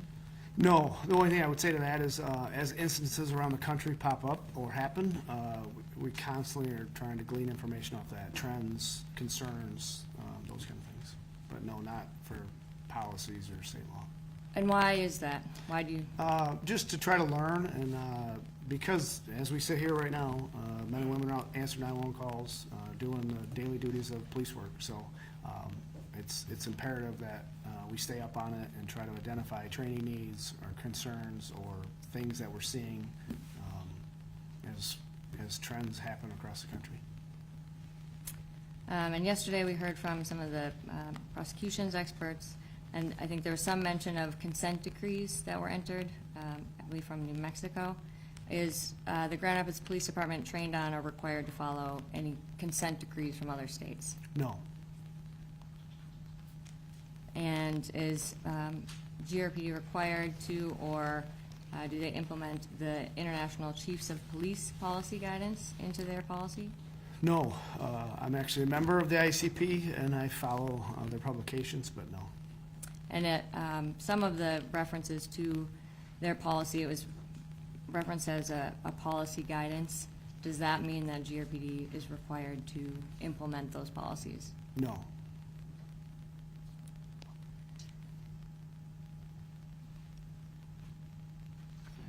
And you were here yesterday, and I believe, did you hear the testimony by Professor Stoughton and Mr. Bloomfield? I did. And did you hear them talking about this officer-created jeopardy theory? Yes. And Yes, we have to object here. We have to prove it.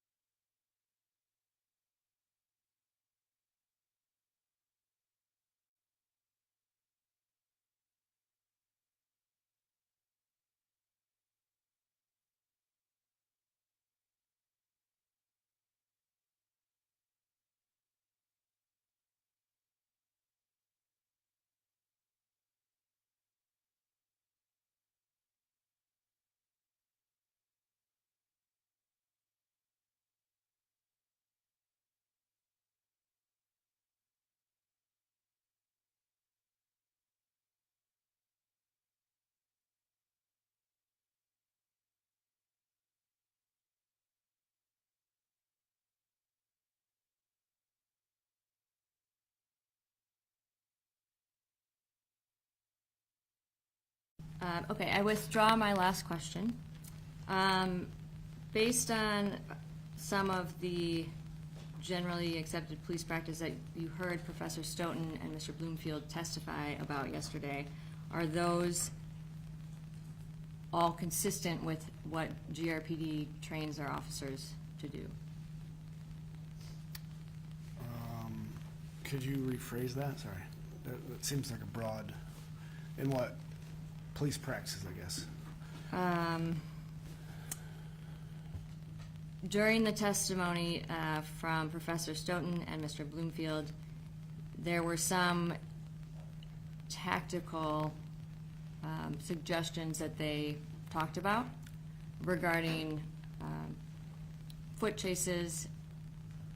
Is that consistent with how Grand Rapids trains their police officers on solo foot pursuits if there is another occupant in the vehicle? Is there anything that prevents or No, prohibits that at GRPD? no. How are officers trained to handle solo foot pursuits? Depending on the situation, biggest thing is to get radio traffic out that you're in a foot pursuit and evaluate the factors there and then execute. And is there any GRPD policy that prohibits an officer from pursuing a suspect or person when there is another occupant in the car? No. And I think we touched on this a little bit, but following up on what some of the testimony was yesterday from Professor Stoughton and Mr. Bloomfield, is they talked a little bit about the taser close probe deployment. Is there anything at GRPD that prohibits officers from using close probe deployment? No.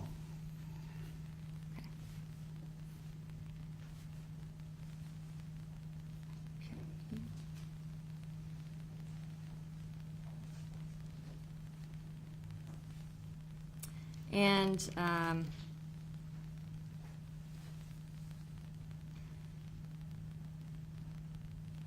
1 second.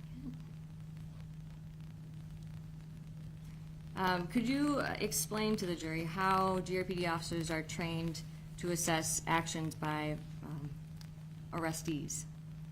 Yes. One of the first things we try to reinforce with newer officers is visual cues, obviously, watching hands, waistline area. It's a well-known fact that the vast majority of firearms or illegal weapons are kind of hidden between the waistline or the hip bones, if you will. So watching hands, if they're trying to access a weapon or a firearm as you're approaching them, that's some of the biggest concerns. Watching for some nonverbal cues, if they refuse to look at you, if they're kind of looking for an avenue of escape. Establish some kind of verbal dialogue with them, whether that's commands or directives, and gauge some compliance or lack thereof as you're approaching. There's multiple factors, but those are some of the kind of first ones. Okay, and if I could have Bob pull up the PowerPoint that has Defendant's Exhibit E, which includes the GRPD policies.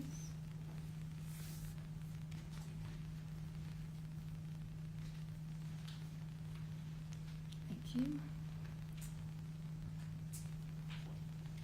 And I am directing your attention to policy, and this is Exhibit E1, 9-1.3 to 9-1.4, Section 2. Are these some of the available responses that you were discussing? Yes. Okay, and you talked a little bit about some of the responses available and some things that you train officers to look for. And what is the officer's, when can an officer use these types of responses? Well, the first one, A, there, officer presence, verbal direction, that's pretty much immediate. You arrive on scene, you effect a stop, you make a contact, you know, like I am here, full uniform, clearly marked as a police officer. And then establishing some kind of verbal direction, right? Stop, hey, come over here, you know, get back in the car, get out of the car. Those are simple verbal directions. So that's the first step, and that kind of gives you an idea as you're visually kind of identifying and gauging compliance off that verbal direction. And then just working down that list, I refer to it as physical controls, where you're actually grabbing or trying to establish some kind of physical control where you're grabbing onto them. That would be, under B there, soft, empty hand, and then it progresses down from there. Okay. And this is a continuation of that, so this is Defendant's Exhibit E1 9-1.4. Can you talk through some of the available options? Yes. So as you saw on the first page, this is just the second series of options as you escalate in your use of force, or the force you tried to affect wasn't successful, right? So the top one, physical controls, I just said that, but that really is any type of you're trying to grab onto them. So now you're into some kind of strike, a kick, a punch. And you can see the sentence up there that, reasonably believes that soft, empty hand controls will be insufficient to establish control and the use of deadly force not justified. And then the next step is intermediate control. So commonly refer to that as our tools, right? Impact, your baton. If you're equipped with less lethal munitions, which the vast majority of patrol officers aren't. And then the electronic control devices, tasers.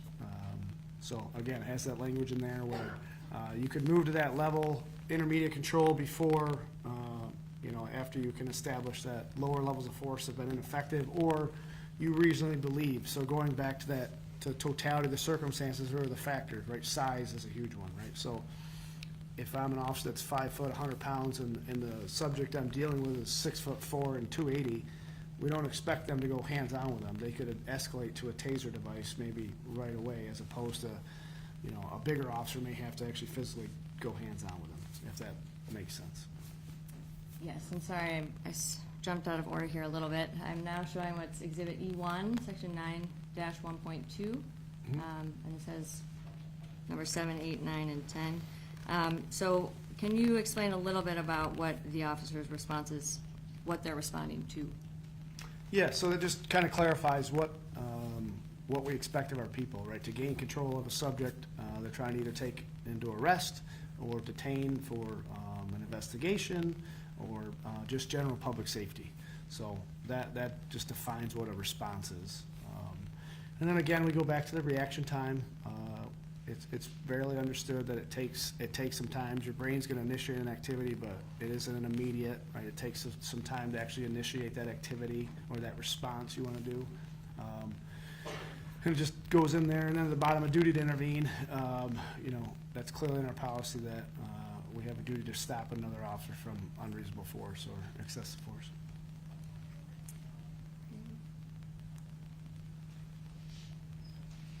And now, Exhibit E1, Section 9-1.3D, which can you talk a little bit about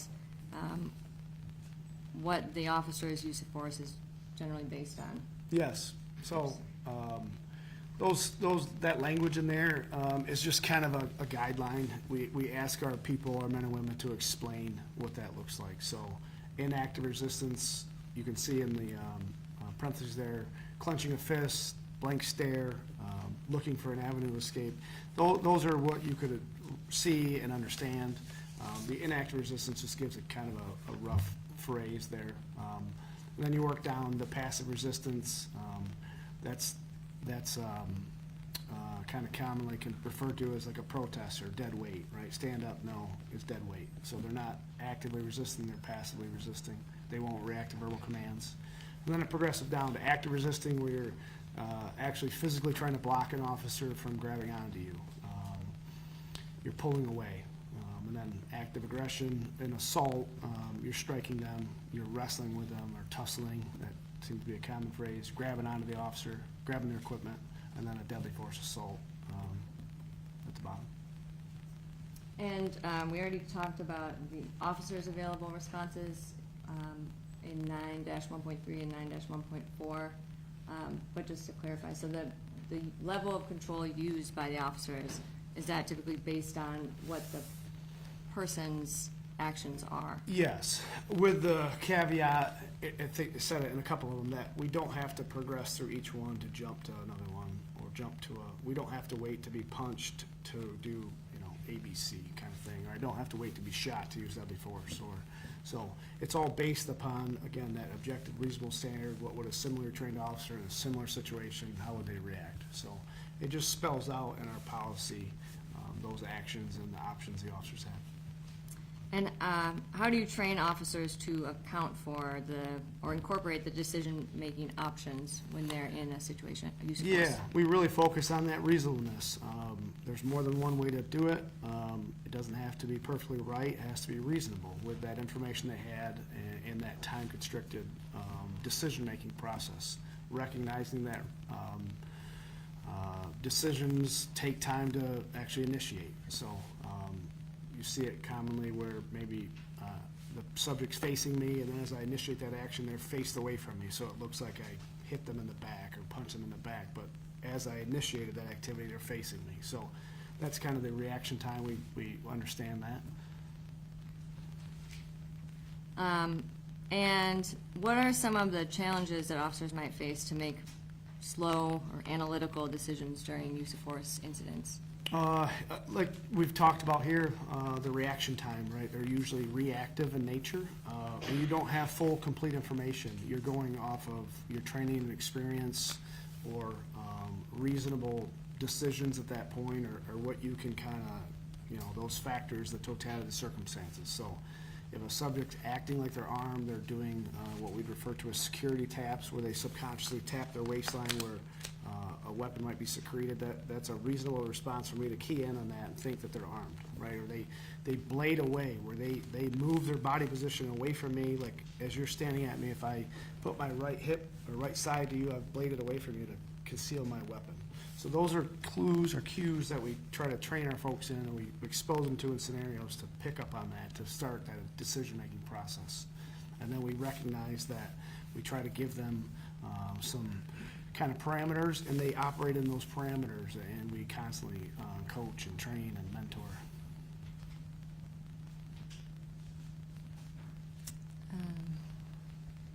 And how does the training account for an officer's reliance on intuition or experience in these split-second moments? They get quicker with recognizing threats or cues, or clearly a brand new officer, unless they've got vast life experience reading people, don't pick up on the clues that somebody with 10, 12, 15 years on the job was going to, until they've been exposed to that, right? Where you may give somebody 2 arms length distance away as I'm speaking with you, and then you're in 3 foot pursuits because they can pick up that you don't know they're going to run. So then all of a sudden you close that gap a little closer to be able to grab onto them. Things like that, where you allow somebody to move a little further, then you're involved in some foot pursuits, and you learn pretty quick that, oh wait, he's probably going to run, or she's going to run, so I close that gap a little quicker. So it just speeds up the decision making as they get more experience and more training and more repetitions. And looking for conditioned responses, if that makes sense. And why is that important? Like I said at the beginning, we try to train the men and women to have been exposed to the vast majority of things we possibly can before they see them in an operational sense. And obviously there's limits, we can't do everything, but a conditioned response to input is much better than I have no idea what I'm doing, I'm going to go off the fly, if that makes sense. And when you are training officers in these scenario-based situations, are they, and like we saw with the taser exposure, are they usually in very controlled situations where? No, starting, if you think of the concept, crawl, walk, run, we like to use that, right? So week 1 through 4 of recruit in-house is going to be pretty static, right? We're going to teach them skill sets, drills to reinforce positive reaction, and then we turn the dial up, if you will, the pressure up, where now it's much more dynamic. So that dummy that maybe he's doing a close probe deployment on now is a moving role player in a suit, and he may move as that taser goes, or those kind of scenarios where we run or we get the foot pursuits and we fight back. And so we try to turn the stressors up as much as we can without injuring the new officers or the role players.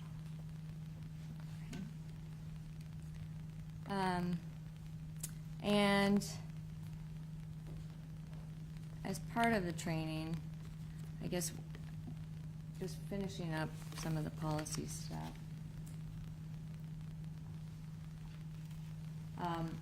Once an officer, and I'm sorry, for the record, I'm showing what's Defendant's Exhibit E1, Section 9-1.4. Once an officer makes the decision to use deadly force, are they required to try other options? No.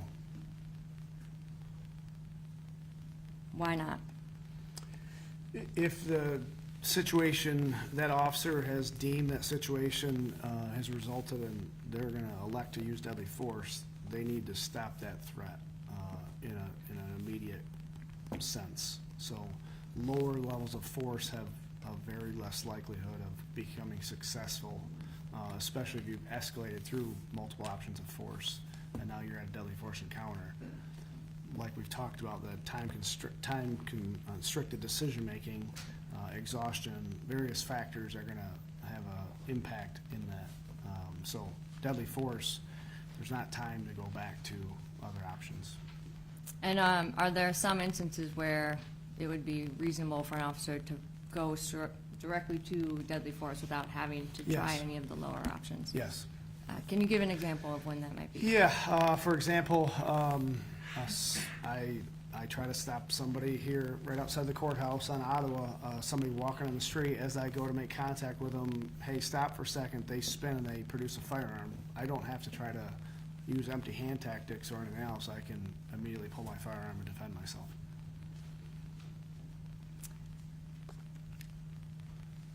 And once an officer decides to use deadly force, are they, I may have said this a little bit already, but are they required to use a different force option before they resort to their firearm? No. And once they decide to use their firearm, can you explain how you train officers to use their firearm once they've decided that deadly force is necessary? Yeah, so we do usually 3 to 4 times a year. Besides scenario-based stuff, we actually do firearms training with different weapon systems, different drills, whether it's standard marksmanship, point shooting, close quarter battle type drills where you're very close to targets. There's a whole multitude of training that goes into the use of firearms. And then in realistic-based scenario training, we have the option of using training devices so we can, role players can recreate a deadly force encounter, and the officer going through can deliver deadly force without injuring either party. So we have that a lot where we build specific scenarios to elicit those responses. Yeah.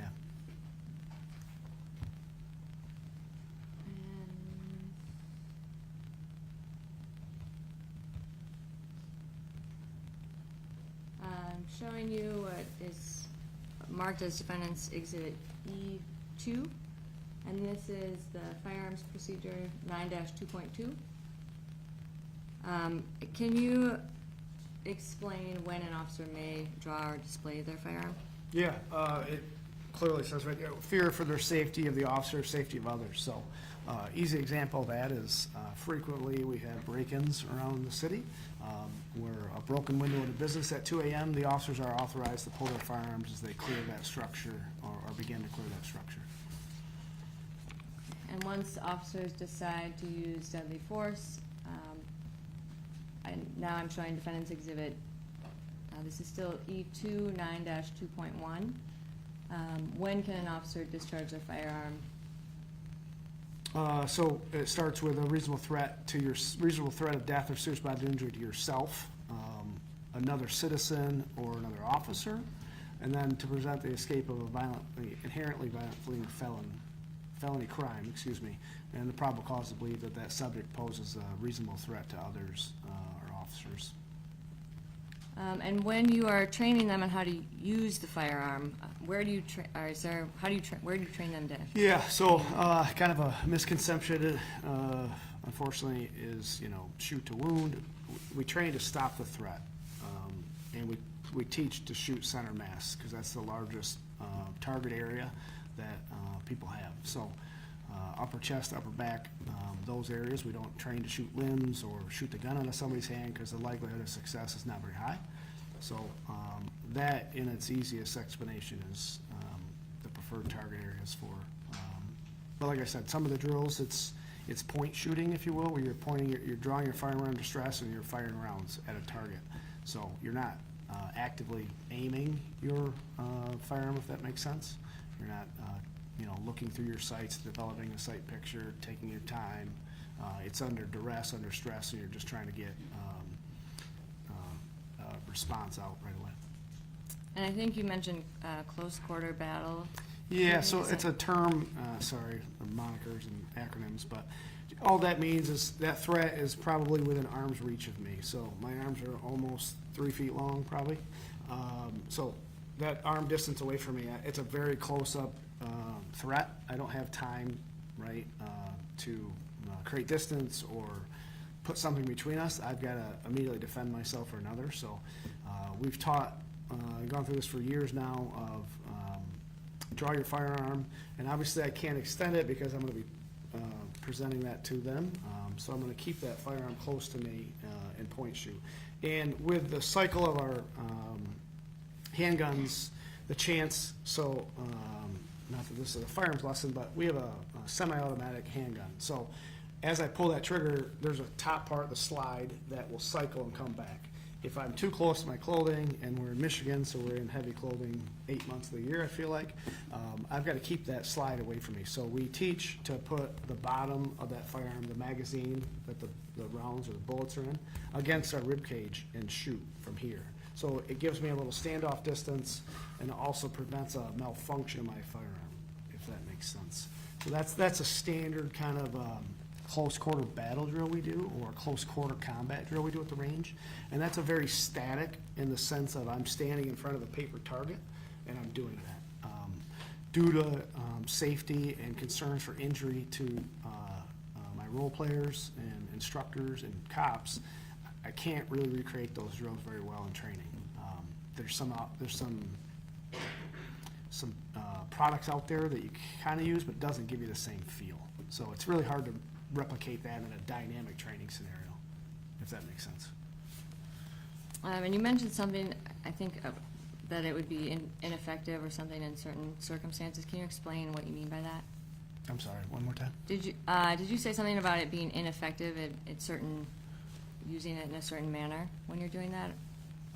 Just more of a concern of creating a malfunction myself. So if I bring that firearm in front of myself, the slide could impact me or hit my vest and not cycle properly. So as you pull your trigger, a bullet goes, that round ejects out and a new round feeds in. So if it doesn't cycle properly, you've got a one shot and that's it. So that's why we really focus on bringing that firearm up, kind of that rib cage area up here, to prevent any kind of malfunction.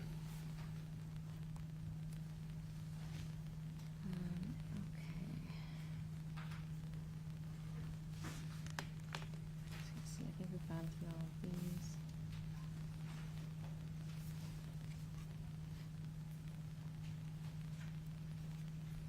One of the things that we haven't talked about yet, and I'm showing what is marked as defendant's exhibit. This is part of E1, and this is 9-1.6.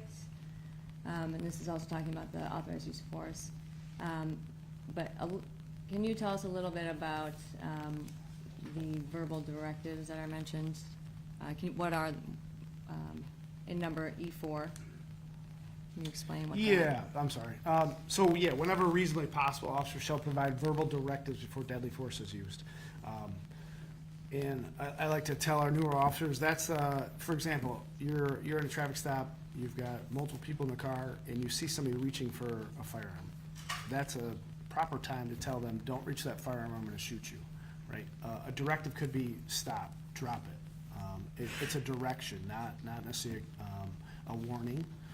And when feasible, under life-threatening stress, time-compressed decision-making, exhaustion, some of those, when feasible, doesn't really make sense. It's not practical. And with this verbal directive, does it require you to say, like, stop or I'll shoot? No. I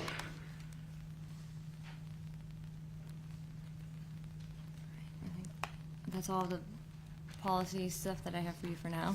Sorry Great. if bored everyone. But, all right, so we talked a little bit about your training and the in-house training.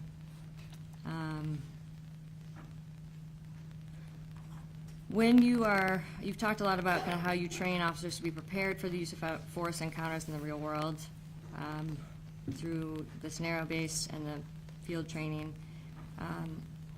One of the things that it seems like is kind of ingrained throughout this is that a lot of the responses are up to the officer's discretion. Can you explain why that is? That we don't want to limit telling our men and women there's one response to that input or that stimulus or that situation, because it's just not practical. Like I explained, size of the officer, their ability. Clearly, I'm not a young man anymore, right? So if it's a 25-year-old officer compared to almost 50, right, there's physical skill differences there or experience. So we try to give them parameters, if you will, and to operate within inside those. So their decision doesn't have to be perfectly right. It just has to be reasonable for that situation and circumstance.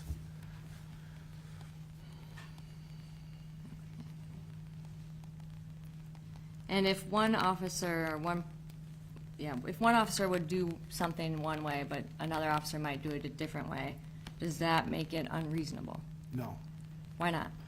Like I said, size, skill, and again, I'll use the term articulate. If I explain what I saw, what I felt, why I did what I did, then maybe it looks different than me watching it.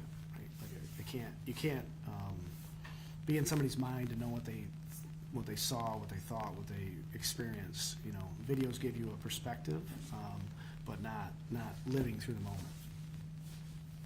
And you mentioned that officers' reactions are not meant to be perfect. Yes. Can you explain that a little bit more? Yeah, just are they reasonable? Keep coming back to that term. Are they reasonable for that situation? So yeah, it doesn't have to be perfect, and we constantly review and coach and mentor and train to try to perfect that craft, if you will. But again, we don't expect perfection. It's just got to be reasonable, because they don't have the luxury of having all the time in the world to make a decision, come up with a tactical plan, and have every asset and resource available before they initiate that plan. They've got to make split-second decisions under, a lot of times, serious stress and with a lack of information. And is there ever one right option? No.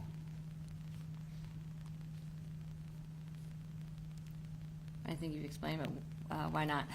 Yeah, just going back to that last answer, there's variable factors to it. You know, the officer, their experience, their what they recognize as a threat, where one might not.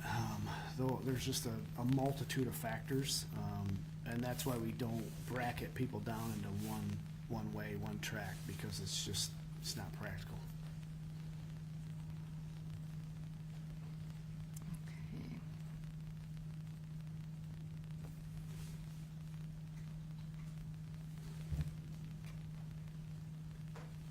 All right, and Your Honor, could I have a brief moment? I realize I need to get my notes.